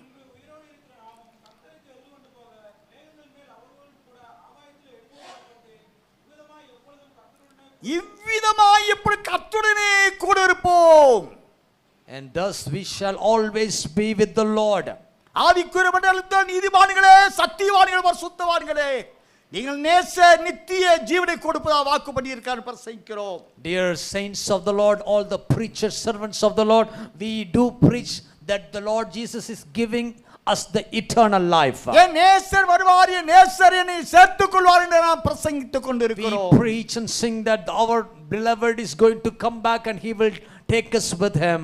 ஆனால் சத்தியம்தான், ஆனால் அதற்கு ஆயத்தமாக வேண்டிய சுவிசேஷம்தான் ராஜ்யம் என்ற மணவாட்டி சபையிலிருந்து வெளிப்படுகிற அவருடைய அச்சடையாளங்களை அணிந்தாயத்தமான சுவிசேஷமே. All the preachings are good, singing is good, but we need to preach this gospel of the kingdom to the communities and to the churches and to the congregations. That kind of preparation only make us to meet our Lord Jesus. 1 யோவான் 3:2 சகோதரரே, இப்பொழுது விதமாயிருக்கிறோம், இனி எவ்விதமாயிருப்போம் என்று இன்னும் வெளிப்படவில்லை. ஆயினும் அவர் வெளிப்படும் போது அவர் இருக்கிற வண்ணமாக நாம் அவரை தரிசிப்பதினால் அவர் ஒப்பாயிருப்போம் எழுதப்பட்டிருக்கிறது. First John chapter 3 verse 2 says, Beloved, now we are children of God, and it has not yet been revealed what we shall be, but we know that when he is revealed we shall be like him, for we shall see him as he is. அவர் மகிமை நிறைந்த மனோகரனாக வரப்போகிறபடியால் அதற்கேற்ற மகிமையின் மறுரூபசாயில் அணிந்து கொண்ட அந்த அலங்கரிப்பை அணிந்து கொண்ட மணவாட்டியாக நாம் இருந்தாலே அவர் வெளிப்படும் போது அவர் இருக்கிற வண்ணமாக இவளும் எடுத்துக்கொள்ளப்படுவார். As the Lord Jesus comes with his fullest glory, the church of the Lord have the marks of the Lord and filled with the glory of the Lord, transfigured by the glory of God, transformed in the image of God. Then we can be caught up into heavens as the bride of the Lord Jesus Christ. அப்படி எடுத்துக்கொள்ளப்பட்டவர்கள், அப்படி நேசரோடு சேர்த்து கொள்ளப்பட்ட நீதிமான்களை மனவாட்டியானவர்களையே அருமை இரட்சகர் மத்தேயு 25:32 முதல் நான் வாசிக்கிறோம். வாருங்கள் 34 வசனம் வாசிங்க. Matthew 25:34. வாருங்கள் பிதாவால் ஆசீர்வதிக்கப்பட்டவர்களே, உலகம் உண்டாவதற்கு முன்பாக உங்களுக்காக ஆயத்தமாய் வைக்கப்பட்டிருக்கிற தேவனுடைய ராஜ்யத்தை சுதந்திரித்துக் கொள்ள வாருங்கள் என்று அவர் உங்களை அழைத்துச் செல்வார்.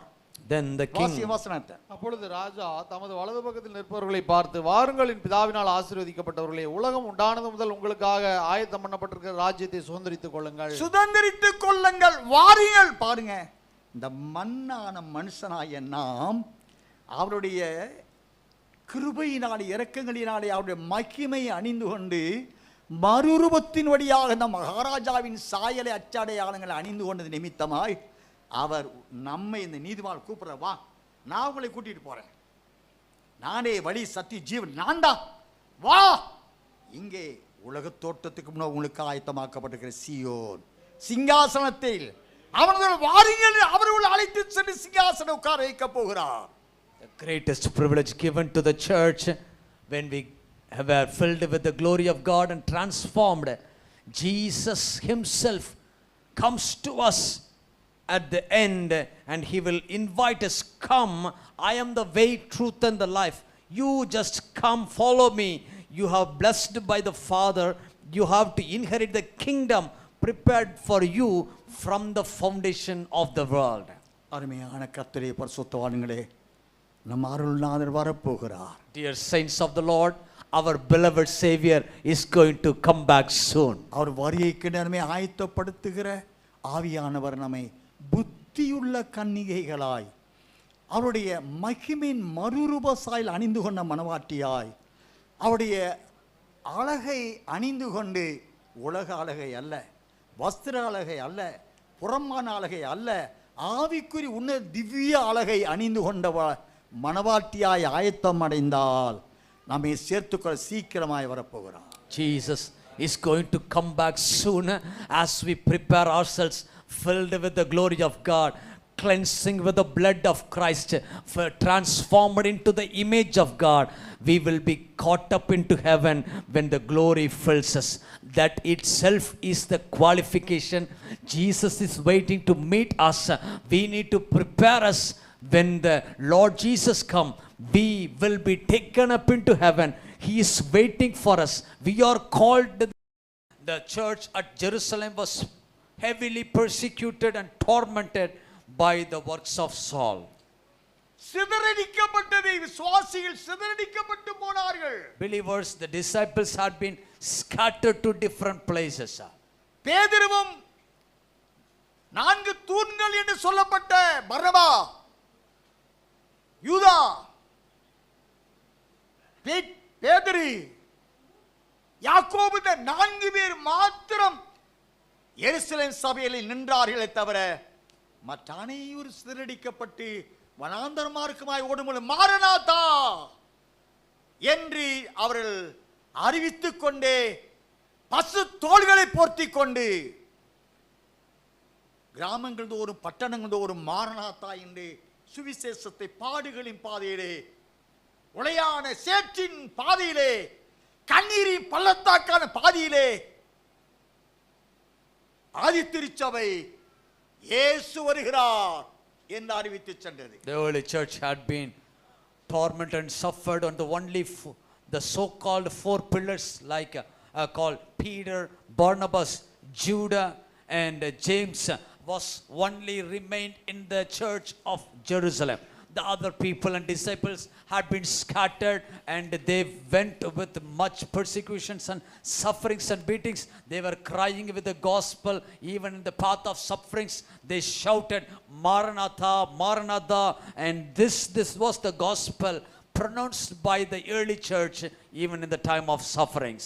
ஆதி திருச்சபையில் உள்ள அப்போஸ்தலர்களிடையே பவுலுக்கும் பர்னபாவுக்கும் யோவான் என்ற மறுநாமம் கொண்ட மார்க்குவை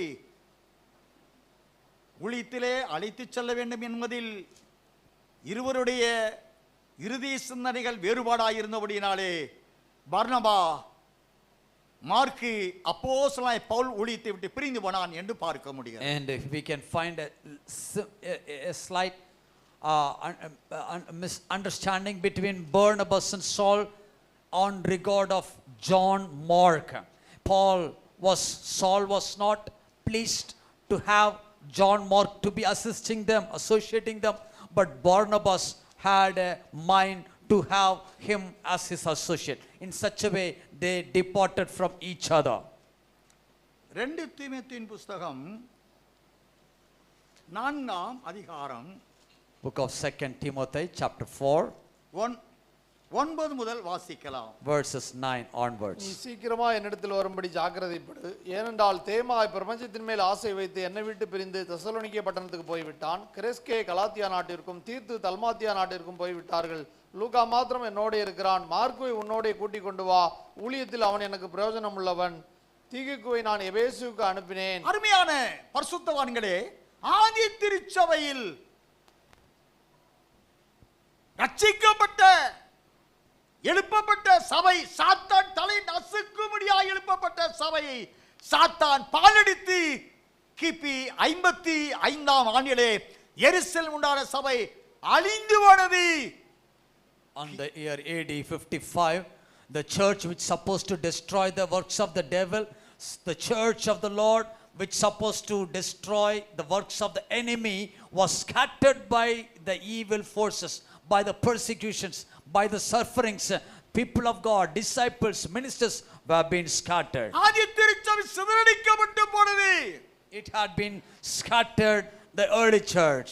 பரிசுத்த ஆவியானவர் பின்பு அந்தியோகியாவிலே அப்போஸ்தலன் பவுலை கொண்டு சபை எழுப்பி புறஜாதி மத்தியிலே ஊழியத்தை ஆரம்பித்து எபேசு போன்ற வெளிப்பட 2-3 அதிகாரங்களிலே 7 சபையின் தூதர்களை அனுப்பி அங்கே மத்திய கிழக்கு ஆசியா பகுதியிலே புறஜாதி மத்தியிலே சபையை தேவன் எழுப்பினார். Even though the Jerusalem church been scattered and persecuted, and the Lord God raised the Antioch church to be the next next leading church in the book of Acts chapter 13, and through that church the Lord enabled them to plant different churches in different places called Thessalonica, Galatia, and different places the new churches had been built up. ஆனால் அருமையான கர்த்தருடைய பரிசுத்தவான்களே, ஆவிக்குரிய மண்டலத்தில் நீதிமான்களே, தேவன் செய்ய நினைத்தது ஒன்றும் தடைபடாது. My beloved people of God, all the saints of the Lord, what the Lord God have ordained, it will never put into vain. Pentecost நாளில் எழுப்பப்பட்ட அப்போஸ்தலர் 2:47 வசனத்தின்படி ரட்சிக்கப்படுகிறவர்களை கர்த்தர் அனிதினமும் சபையில் சேர்த்து வந்தார் என்ற அந்த ரட்சிப்பின் நோக்கம் சாத்தானையும் வாசஸ்தலமாய் பாதாளத்தையும் அழித்து அவனை சாம்பலாக்க வேண்டும் என்ற நோக்கம் தடுக்கப்பட்டது சாத்தானுடைய தண்டனத்தினாலே. Because of the cunning plan of devil, the early church, the Jerusalem church growth might be stopped. The Lord's plan